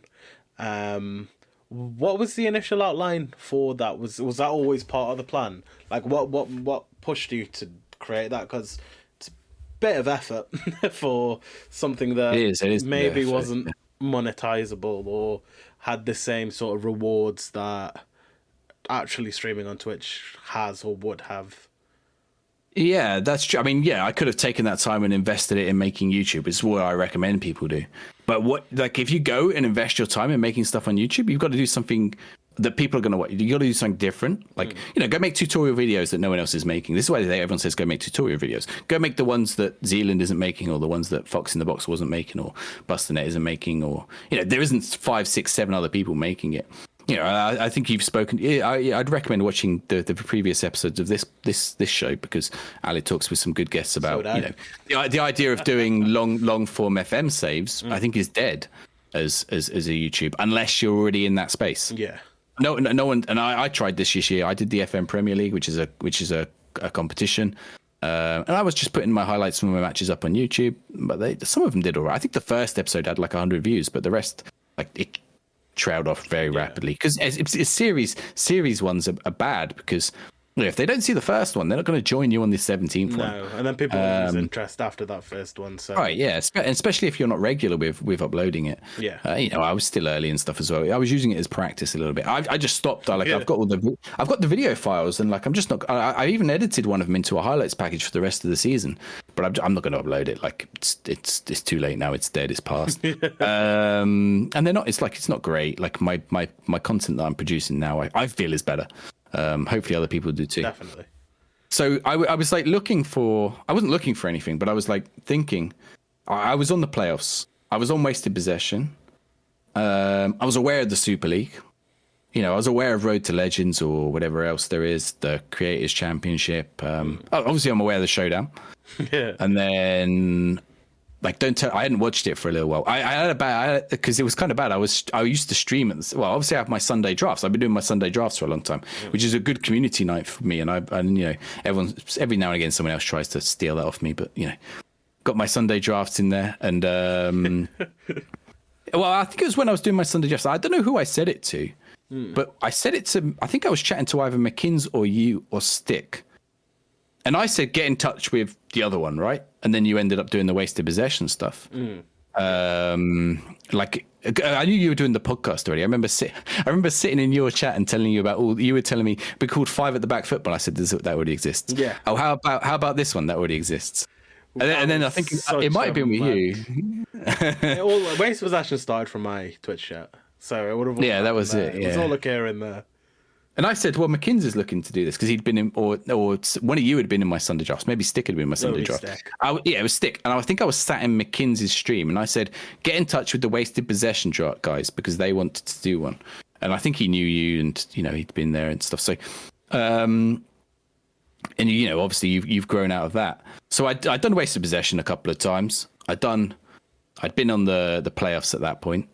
And I thought, right, like, there's no continuity here, right? Not even between competition to competition necessarily. No. I felt like I'd done quite well in some of them, but I'm like, I've got nothing to show for that, right? Yeah. No one remembered, unless you'd won a season, no one really gave a shit. It's not just me. It's like, Jord as well, for example. Jord wins a lot of matches and he until that season, I think he just won it when I'd started the rankings. So I thought, well, what I wanted to do is like have a look at the ELO rankings. I looked at it a few times, like trying to get a system. Then I finally sorted out an Excel sheet that I do it all in Excel. I sorted out an Excel sheet that like calculates it all. And I can add extra people too. So there are some ways of doing it that are very awkward and hard to use. And there's some online paid service you can use as well. But again, like the data entry for it's impossible. So I ended up setting up an Excel sheet and messing around with it and making it so I think the one I downloaded could allow like 15 participants. And then the way I've changed it is it's essentially infinite now. Yeah. Until my computer explodes, basically, which probably isn't far off right now. Like at some point, I'm going to have to migrate it to a new sheet and just copy everyone's scores over. Yeah. Delete a load of people out. Calculating cells will take a long time. Yeah. Actually, I worked out. So I removed the formatting. I've worked out. I had conditional formatting on, did colors and stuff, and that was actually the thing that was causing it to be hell. Like that eats a lot of data. And it was really interesting. So doing that on Office 365 was no lag, but doing it on my computer, there was massive lag. But doing other things on my computer, so doing the actual calculations on my computer was really quick, but doing that on Office 365 was really slow. So what I would do is I'd have them both open. But now I just removed all the conditional formatting because that's like the worst thing. It kills it. So I wanted something that sort of linked it together. And I emailed. I think I was messaging Sick. I didn't email him. I don't know his email. I might do actually. Yeah, I think we emailed everyone this season. That's what we do. I messaged Stick and I messaged. I was in chat with Mozza and stuff as well. I introduced myself to FM Works, who runs the Super League. Yeah. I just said, I'm putting this together. Are you interested in having your tournament in it? It's not an official thing. It's just for fun, whatever. Here's a logo that I've knocked together for it. Here's an example of how it works. It's an ELO ranking system. So I'm gonna, actually, this is something I need to do with my YouTube, is to do a video to explain, because I always get questions like, someone's like, why am I only 109th position? I've won this competition. I'm like, yeah, but you won a competition, but you lost half your games in it, right? Yeah. It works on head to head, and it also works on the quality of your opponent. So. And then there are ways to get higher and stuff in it. There are strategies. If you really wanted to, there are strategies. I mean, you still have to win games, but there are strategies. And I thought, right, I'm just going to put something together. Just have it, just see what it's like. Just see, I just sort of want to compare myself a little bit. There's a little bit of, what would you call it? Egotism? I don't know. Yeah, bit egotistical. Yeah, right. I've not won any of these fucking competitions, but I feel like I'm not. I win all these matches and then get some unlucky knockout to Owen on a one chance, one goal shot. Although the rankings don't actually reflect that, they would still put that down as a loss. Yeah, definitely. So I thought I'd just put it together. And ELO isn't the best form of ranking, but at the minute I haven't got a better system to do it. If someone can send me there's a Glico rankings, there's other kinds of rankings. I could adjust the ELO if I wanted, but for a lot of stuff uses ELO. So a lot of esports use ELO, like all Call of Duty and all that. They use variations of it. So I think a lot of them use one that Microsoft put together. You know what ELO is? It's a ranking system that you can go look it up. ELO. It's not an acronym though, as a lot of people like to. I think, who was it? Someone tweeted recently. It might have been Sports Interactive. No, it was the GeoGuessr guys. They've just implemented ELO rankings, but they capitalized it all. And I said, it's not an acronym. Don't capitalize it. It's not an acronym. It's the person's name who came up with it. Yeah. It's not Electric Light Orchestra. That's a dated reference. So I don't get it. So Electric Light Orchestra. What's the song? It's the one at the start of Guardians of the Galaxy. Redbone. Mr. Blue Sky. Oh, okay. Yeah. So, just off topic for a moment. Yeah, so I put this together and I put it to U3 competitions. And my plan was if it took off, I'd ask the Showdown down the line. Eventually, what ended up happening is I had an email written out to the Showdown guys from their email, which is on the website. I never sent it. I was like, I've got to improve it first, and then I'll send it to them. But I had a couple of Lelujo retweeted it. He's like, why am I not top or something? Zealand sent me a DM about it. He's like, how does this work? And apparently Zealand never DMs anything. So that was kind of interesting. Some of these guys get. And then Benji mentioned it when he came. Ben mentioned it when he came on the players that time. He's like, yeah, let's have it. I think Mao just said it to him. Can you get the Showdown on the FM rankings? And he said, yeah, well, let's get it in. And then there's the other competitions there, the Road to Legends, a couple other ones. The Bloggers one is in there. There's a few others. There's a lot of new ones that I haven't put. So I'm being more. I'm trying to be conscientious about what I'm putting in. Right. So if there's anyone who runs a competition and this is something I can say about it, is now I'm starting to think, right, are you running this for yourself? Even though this is the way I sort of started it. Are you running this for yourself, or are you running this for entertainment purposes? Right. If it's for entertainment purposes, I can include it. It needs to be balanced. It needs to be fair. So there are some examples. I think Control Goddammit Wood did one recently where it was he didn't ask to be included, by the way, but it was just you got the country that you're from. Yeah. It was called the World Nations League, I think. Right. Yeah. And my issue with that is it's not balanced to start with, and because the ranking system doesn't recognize that you started off on unequal footing. So I want to there's always going to be some level if someone gets first pick or whatever. There's always going to be some level of unbalance. There's variables that you can't control. Random wheels and stuff. A small amount of that kind of variance, fine. Ultimately, even in Football Manager, it's an RNG game. Yeah. So, but if you're assigning different countries to people to draft from, then it becomes a lot more if someone's given Azerbaijan and you've got Brazil, it's not going to be. Of course, you're going to win. Yeah, it's a bit scuffed. Yeah. So I started just putting all this data in, and then I was like, I said to you, and I think, no, not to you, well, you guys, like Wasted Possession. I said to Stick and I said to Moz, I was like, I'm going to put a tweet out today about it at 5:00. Like, I'm going to publish this, right? I'm going to put this data out. If anyone ever wants, this is still stands. If anyone ever wants to be removed, they don't like it. There's been a couple of people I've taken off for various reasons. Some asked, some I don't really want on there. not like, I mean, you know, they didn't ask. They just said, fuck you and fuck your rankings. I was like, okay, I saw that tweet. I was like, hey, you're getting knocked off. I need to be salty because of your shit, bro. He was low down. He was low down. Like, but there's some people who really lent into the fact that, like, me and Tony joke about it all the time. Tony's been the bottom for a long time. Someone did overtake him for a short while, but you know, I think I need to check the most recent ones because Tony might have. I think Luke was getting towards it, but he won in your Wasted Possession the other week, so he might be safe. Now we're seeing I need to put the most gear in the final. Yeah. Can't wait for that. Well, so it depends if he loses everything in the final, then maybe it'll be over. Like, he'll be back. He might be below Tony. There's only 2 games in the final. That's true. So I just like I'll tweet out, and then I saw this tweet from like Muzz who's like, "Oh, we got a big announcement tonight." I was like, "What's Muzz tweeting about?" And it was the same date. So I had the 3 competitions: the Super League, the playoffs, and the Wasted Possession. And I had no idea that you guys had been talking behind the scenes anyway. Like, I think I'd been talking to Stick and suggesting I'll chat with each other, you know, get these things connected up because it makes sense, right? You know, none of these people dislike each other. There's me on everything. I wasn't on the Super League at the time. My invitation was shortly after I did this. You know, there's Limo has been on most. He hadn't been on Wasted Possession at the time, but you know, he was close with you guys. So, you know, Mal has been involved in various stuff. He hasn't been in Super League. But, you know, people overlapping, right? Yeah. Stinger's been on all 3 now. So, like, I was like, just like have some way of linking up. And then later so I sent out my tweet, and then Muzza sent out a tweet like the playoffs was like, this isn't the big announcement. This is a really cool little side project, because that's what it started out of. It was maybe just a bit of fun, bit of a general interest. It still is in a way. Prove you're not trash in the game. Yeah. But the thing I found is that people started to quote it and asking me, like, where I'm in the rankings. Oh, I'm in the rankings. Like, people retweeting it. Oh, I want to see where I'm in the rankings. I want to improve my. And I've heard people going into competitions and saying, yeah, I want to be first on the rankings. And now I'm like, oh shit. Now I've created a problem whereby I've got to keep doing this, right? Like, this was just maybe for a bit of fun. I could have dropped it at some point. And now people are like, this is like, you know, it's an alternative. So here was the thing. I wanted to do something, but I couldn't just do another competition. You know, they're like rabbits. They're springing up everywhere. Yeah.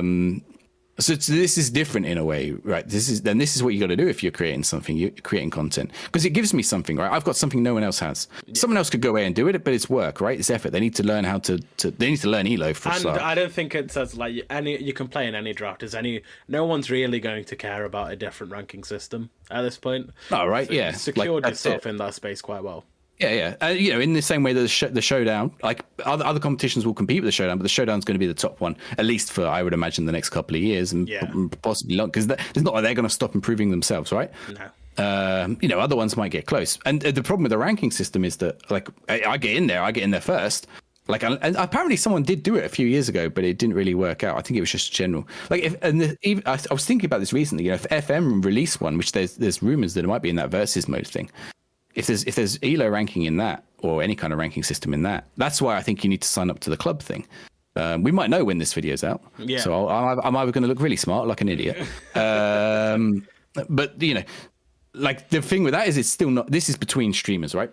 Yeah. People can. So I think it still adds a different dimension, and this is why I'm now saying I don't want it to be. I don't want it to be you guys just want to play FM and improve your ranking. Like, you don't want to prove that. Like, it's not about being the best at FM. It is a little bit, but you know, it's about entertaining, right? So the people, you know, you want to know who's better, Lelujo or Clates. You want to know who's better, Stinger or RDF Tactics, right? So you just go in, and it's giving me like loads of data for head to head and stuff like that, you know, which is really useful for when I'm on various panels for playoffs or the Showdown or whatever. Wasted Possession I did once, not been invited back. We have a huge list of guys who want to be on. Well, I nearly couldn't take part this month, and Stick said, "Do you want to be on the?" I don't know if I could say that, but he said, "Do you want to be on the panel?" And I said, "Yeah, if I get the time," because I used my teaching hours were badly aligned this month, but they got adjusted, so I could just about make it in this month, or this season. Yeah.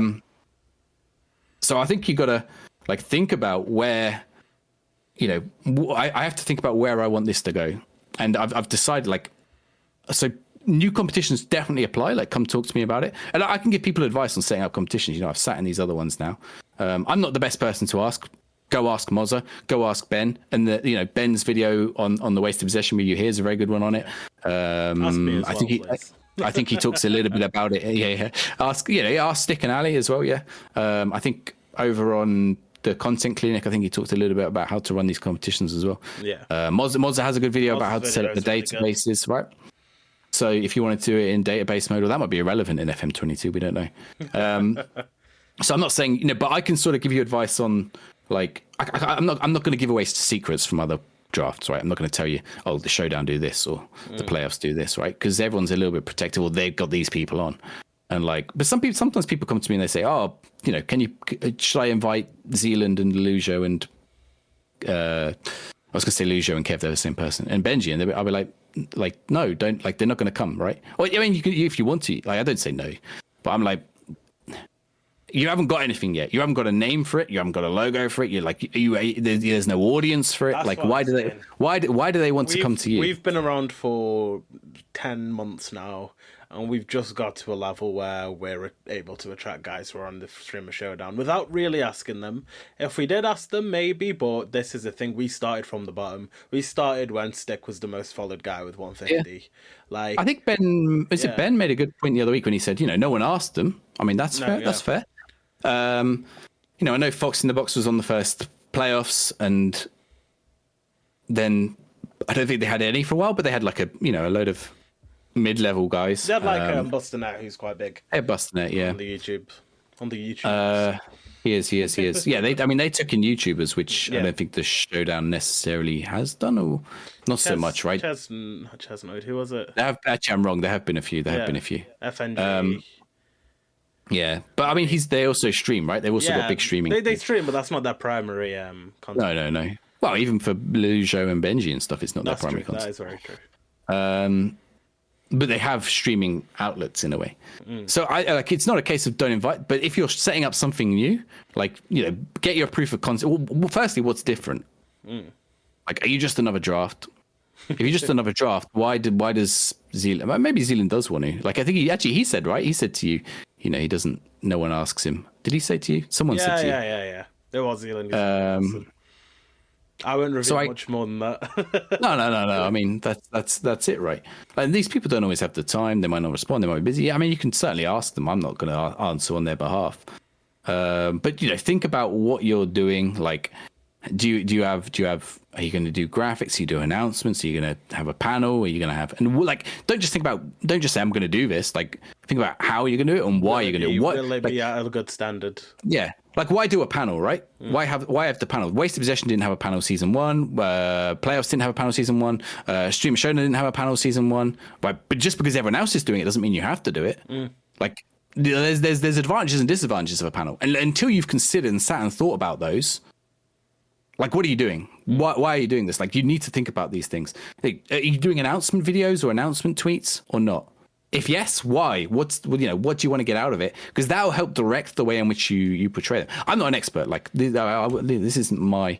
There are certainly better people to talk about than me, but I've seen it enough behind the scenes enough, and I've seen enough like of these competitions who think they're going to be the next Showdown. Wasted Possession. No, I'm joking. I'm joking. Yeah. They're like,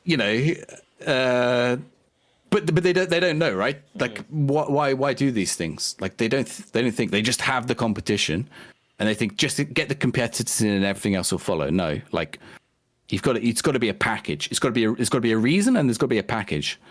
And this is like, so I tried it out with the Summer Cup, and this thing, I got a physical trophy. I invited people in, and then one of the things I wanted out of that was more data for the rankings. So you'll notice that a lot of the people I got in the 16 are people who are taking part in other drafts a lot, other competitions. Stick was in a lot. Well, actually, Stick hasn't been in so many things, but Jord, McKinns, who also had, played a lot against myself, Stinger, Limo. Actually, Stinger wasn't in it. Sorry, Stinger was originally scheduled to be in, but he had to drop out. But Limo. So it's people who've been in other stuff, because what it gave me is like a crossover to set a baseline in the rankings, as well as me wanting to try out running a competition. And I was thinking, I ran it with 32 people, which is absolutely ridiculous. Don't do that. Yeah, no. Producing announcement tweets for all those, and like people sending me pictures that are completely unusable and stuff. And I'm not going to name any names, but you know who you are. Like, yeah, right. Like it also like highlighted to me what people thought about content creation and what people didn't realize. And there will be stuff I don't realize, of course. So when people send me unusable pictures, I'm like, well, hang on a minute, like. You've never, like, all you have to do is sit and look at what the showdown is doing. Sit and look at what the playoffs is doing. Sit and look at what the waste of possession is doing. Sit and look at, like, when people put out terrible thumbnails on YouTube, like, there's a really established trend of what works on YouTube. Go look at your recommended feed, right? And look at what get the most views. What kind of thumbnails are they? They're not word art thumbnails. They're not someone's knocked together in Microsoft Paint. Yeah. So it's like, and I use that again, and this is what I keep saying. I use that to teach myself skills. A little bit of organizational skills, a little bit of like producing the announcement things. And someone gave me some good feedback on that, like in a bit of a roundabout way. But they said, right, like the font you've used is really cool. It's stylized. It's for the Summer Cup, right? I get it. But for people who are who I can't remember if it was people who are hard of sight or people who suffer from dyslexia or something, is really hard to read. Yeah. I was like, all right, I didn't think about that. Like, that's important. Yeah. It's important for accessibility. I saw another tweet recently from someone. I think it might have been DJ NearFB, but I don't know. Like, shout out to DJ NearFB. Like, he talks a lot about representation in the community. I think RDF has done it recently as well, right? Yeah. And like, so one of the things I will say is I was very conscious going into the Summer Cup that I wanted it to be better. I didn't want it to be like coming from a white middle class guy. Like, I didn't want it to be a lot of white middle class guys, right? And very much the foot manager. I mean, here's the thing: very much the foot manager community is. I think for a large part, the foot manager community is one of the more accepting communities. Yeah. Like you wouldn't find, like, it's not toxic in the way that there are some individuals, but it's not toxic. Like we all, like, I'll get in trouble for Benji for skirting around like who, right? But I'm not going to. Yeah, right. No, there's others. No,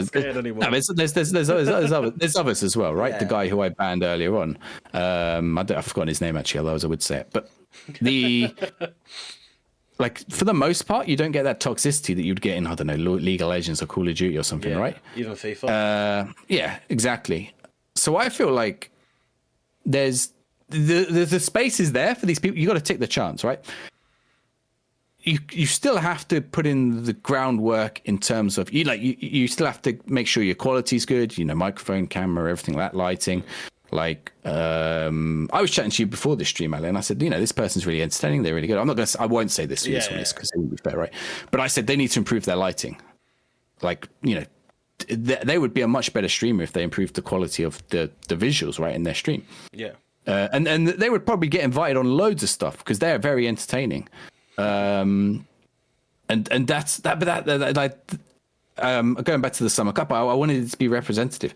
But the trouble is, I didn't really have the applications come in. Like, DJ Nathan is saying, why don't these competitions have more people from the BAME communities?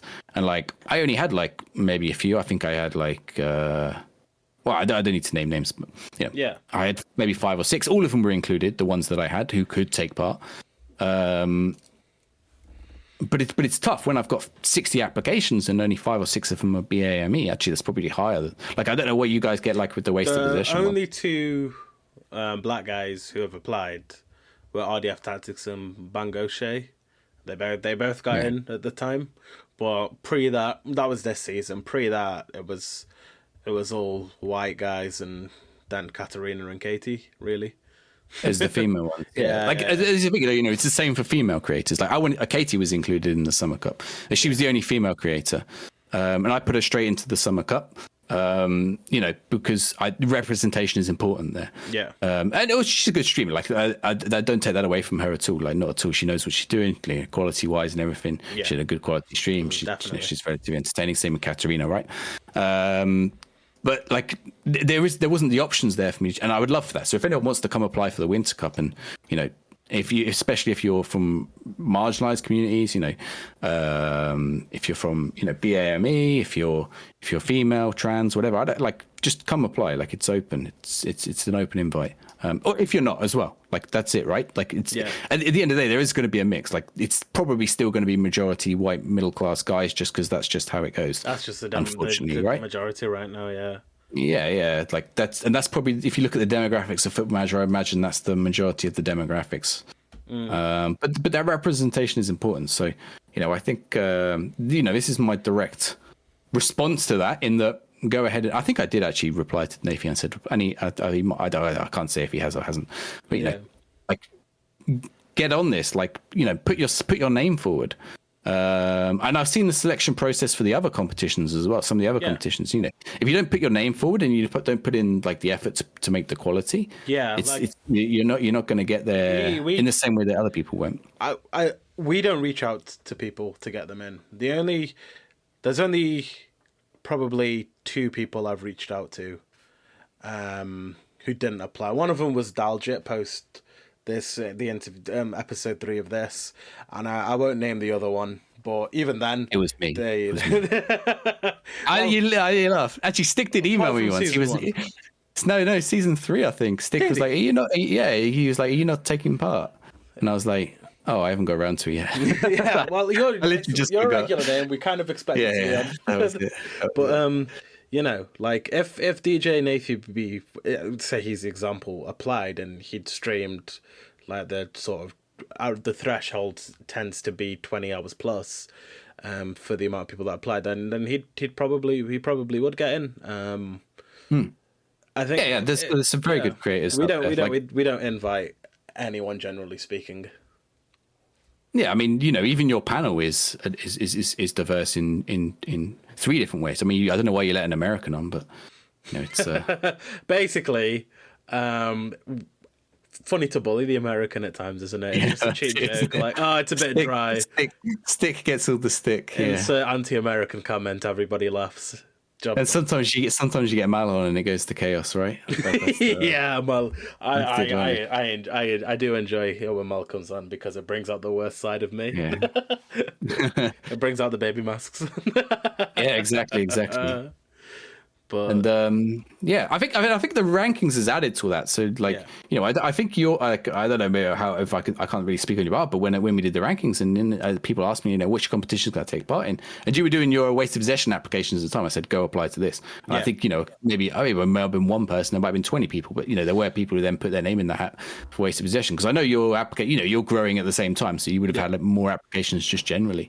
When that first came into play, I'd say we had the most sort of increase, both percentage and number wise, in applications. It's gone up every season since, but we're getting bigger and we're attracting different people coming in. But it makes the job tough on selecting people in, and definitely. So some people get angry on Twitter about it and they do. Like, I mean, that's another thing, right? Like, and this comes back to something when I said think about why you're starting a draft. Are you starting a draft just because you're not being included in this other stuff, or are you starting a draft through spite or whatever, or are you starting a draft like because you genuinely want to make entertaining content? Like, I struggle with the drafts, I'll be honest. Like, in terms of entertaining content, some of the drafts have been really low viewers. Like, the Summer Cup, which I spent hours and hours organizing, I think for like the first hour I had 1 viewer, and then like my next stream when I'm on my own save or whatever, I've got 30 viewers. But it's like it's really wild that, like, I think also because it's not my normal time slot or whatever. But I was like, this is really weird. And there's a lot more people on at the same time. Yeah. Hey, I wasn't being entertaining at the time because I was fucking stressed out my head. So that's probably something I should, maybe the Winter Cup I'll skip. I won't take part in. I think I have to take part because I want to win it. I can't be sending the trophy to America again. I've sent it a Stick this week. Oh my god! Like, I've got to play. Yeah, I got to play the customs. Post-COVID customs are not poggers. No. The cost was more than I'd hoped. I mean, already paid a tenner to get it delivered to me in the first place. Just send Stick. That's it. I'm glad I don't do this every month. So this is why you guys can't do one. We don't have a trophy. Well, I mean, so here's the thing, right? You guys have got you've got a channel where you get subscribers. Like, you've got to use that money to reinvest in the products in some way, whether that be paying for.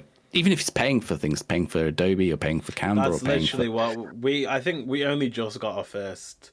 It was we just hadn't redeemed it, but we just got our first sort of payout, and it's literally like going to the Canva and the Photoshop and all of that sort of thing first, and then I don't know how we'll operate it. If it's a case of, well, X person could do with a better system, let's put a bit towards that, so when they're on the comms it's better.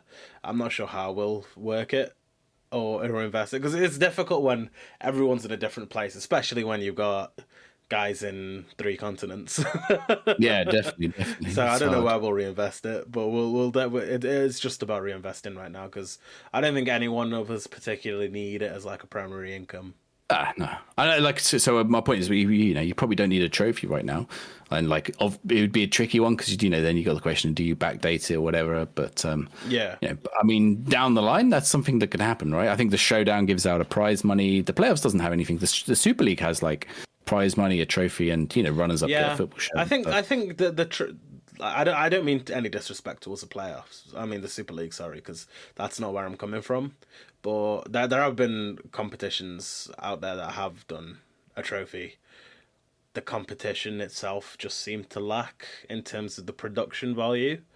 Like, a trophy is nice, but at the end of the day, there's only one guy winning that trophy. Yeah, I don't think the Super League's got some, like, I think all of the drafts, this is the thing, looking at the ones that aren't, even the Showdown, you can see where all of these things can improve. Like, none of them are the finished product, right? No, definitely not.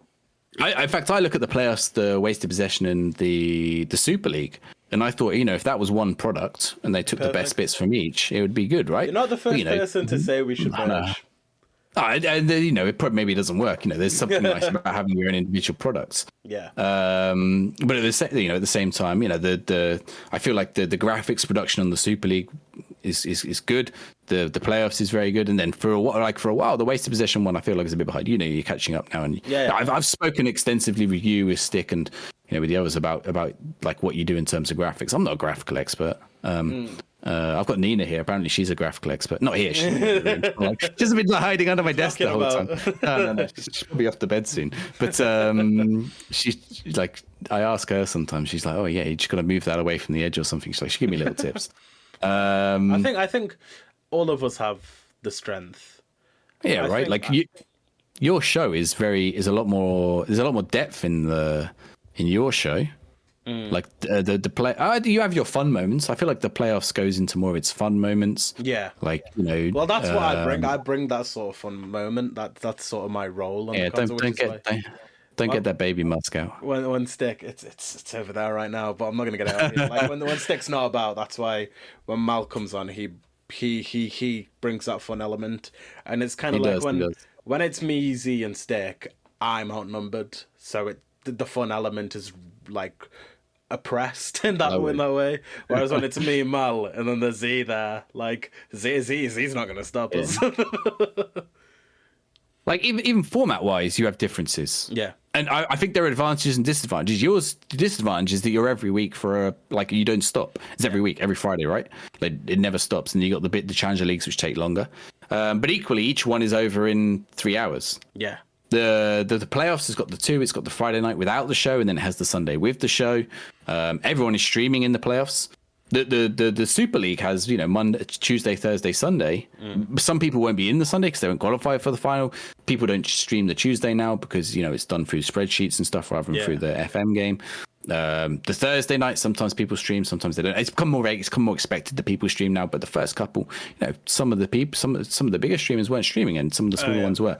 Actually, it's quite good for me because I think I was playing. We've 100% from the get-go put a foot on and said, if you don't stream, you don't compete. We don't like if I'll use KT as the example because he's on. He'll have been on when this comes out. Like if he'd come to us, and it was an issue with Miju as well. Like Miju didn't stream. Miju's probably the better. Final against me. I was in the Super League final and he wasn't streaming, right? We said to him like, we've got this agreement you're in, but if you don't stream, like that is it. That is fundamental. Because because like as you were saying before, why are you doing it? For us, it's the community aspect. It's you're probably not going to get an opportunity to get into the big four. Let's call it that because I feel good. With Champions League, but you're not. we're the best bet of getting into the others by winning ours and then going out everywhere, and we have the most people in. So it was always like it's community. Like you stream it. Like there's no two ways around that. Yeah, exactly. And then this is I mean, I think it worked out for me in the Super League that time I got to the final. Like, and Sweet Left Foot wasn't streaming, Mike wasn't streaming, and I beat him 8-0, and all his viewers were in there watching me beat him 8-0. Yeah, literally. And then he's got, I think there's a command in his chat now, which is like, I think it's exclamation mark mud. I can't remember. But it's like, I beat him 8-0 and then 5-1. I think was the second leg of 5-2. I don't remember. I rested my entire team. It didn't help me. It didn't help me in the final. But it's all right. So yeah, that's like the rankings. I think has helped that. I also see with the Super League, for example, he's got the Works Cup, which is the qualifier for the Super League, which people can ask to be in. You just got to go on FM Works' Discord, and then you've got to be like the first 10 people to sign up. And I think this week, I think it was less than 60 seconds that it filled up. I don't know if I can find it. Like literally, it is. I think it's got 16 spaces. It took 60, like he said, go, and it was 60 seconds, and it was full. Done. Jeez. And I mean, this is the kind of thing, right? Like now, people are like, I want to get in. I want to get into the Super League. I want to get onto the rankings. He's done a lot to improve the Super League. It's the same as I said to you. I don't want to take away from you with what you guys have done to improve.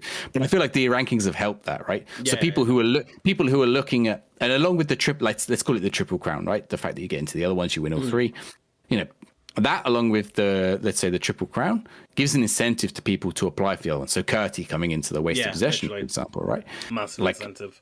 Maybe he wouldn't have considered it before, because there are lots of draft competitions out there. Why does he want to come do waste of possession instead of I'll call one out, like one that's growing a little bit, Road to Legends, right? Why does he want to do waste of possession instead of Road to Legends? And there's this Triple Crown, there's the production values, there's you guys have been growing and stuff, and there's the other competitors that are in as well. Like, it helps, right? Having like Omega Luke, the first guy from the Showdown, we didn't ask him to come on. He's just signed up because he wanted to, which is pretty big for us. Like him just signing up is a big sort of signal. Once he's been on and he has his peers in the Showdown, who will probably take an extra note, because that's what we liked in the early days compared to the playoffs. Like we have the partnership. I get on with Mozza. He's a great guy. But at the same time, I want my shit to be better than your shit. I'm not gonna hide that. And the thing that he had was having that already established name in the community, which we didn't have. Feel like we're catching up to that now with the a little bit Omega Luke. I think next season is probably going to be quite a big season with Luke having come on, and I mean, you look at your final. You've got Luke, you've got Curti. You haven't got Curti yet. Maybe you'll have Curti. You've got Luke. You've got RDF Tactics. You've got Stinger. These are now names in the community. Stinger's been growing a lot more recently. But he's been growing a lot on YouTube. His Twitch is smaller, but it's still growing. For a long time. I don't know if it was season 3 or season 4. It must have been me and McKinsey's your biggest two, and then you had. And we when we started, we were probably at 200, 300 viewers, like 300 followers, like the rest of us, the rest of everyone else. And then I think Mozza must have been the first one who came in, I guess. Mozza was the first sort of big guy come on. And the only partner, right? The first partner. The first partner, and then obviously and then probably Limo is the only other one who is bigger than us that's come on. Busting that. No, I mean in that season. I mean, that season Mozza came in. I think it was. Unless Limo was more recent, maybe. Limo was season. Limo was 2, 3 or 4. Oh, was Limo in season 2? Was he? Yeah, I think so. Okay, there you go then. So Limo was bigger than. We should bigger one for. Well, he's been on the Challenger League, and that's another thing. Like we don't like. Well, he never showed up. He did his internet. Though. Yeah. He would have been, but it's like I don't think there's a lot of competitions out there that would have put Mozza in their sort of qualifying stage. Qualifying ones, yeah. It's a risk, but it draws eyes. Like I don't know. Not you got to find. It's just there's not that element of favoritism. Like again, when you put that community aspect in there, you can't just think, okay, these guys are big, they're getting invites. And I think we will try and hit big guys and small guys with the invites when they're coming around. Like this is when I say people need to think about it when they set up these competitions. You guys have thought about that, and you have a reason. Yeah. If down the line you decide that reason is holding you back or whatever, you need to be prepared to change it, of course. If you decide that big people aren't coming in because they don't want to come take part in the Challenger League, and you want the big people in, like this also depends on the direction you guys want to go. Yeah. And I know, this is discussion between you guys. I don't know. I mean, maybe one day if you get Stick or Xeon, they can talk about it, right? How you guys decide whether you want small people, big people for your invitees, for example. Maybe you should get Xeon to invite you or Stick on to invite you, and then you can talk about it. But or just do like a round table one. Yeah. So it's like, it's a discussion. It's a discussion you've got to have about. But you think through the reasons, right? I know Stick is very analytical about this kind of stuff, and it's good. You got to think about it. Like, how is it going to improve the product? Ultimately, it's a product, right? How is it going to improve the product? How is it going to improve the viewing experience? This is what it comes down to: the viewing experience, and why viewers are going to stay in your channel. Yeah, and then also why people are going to take part.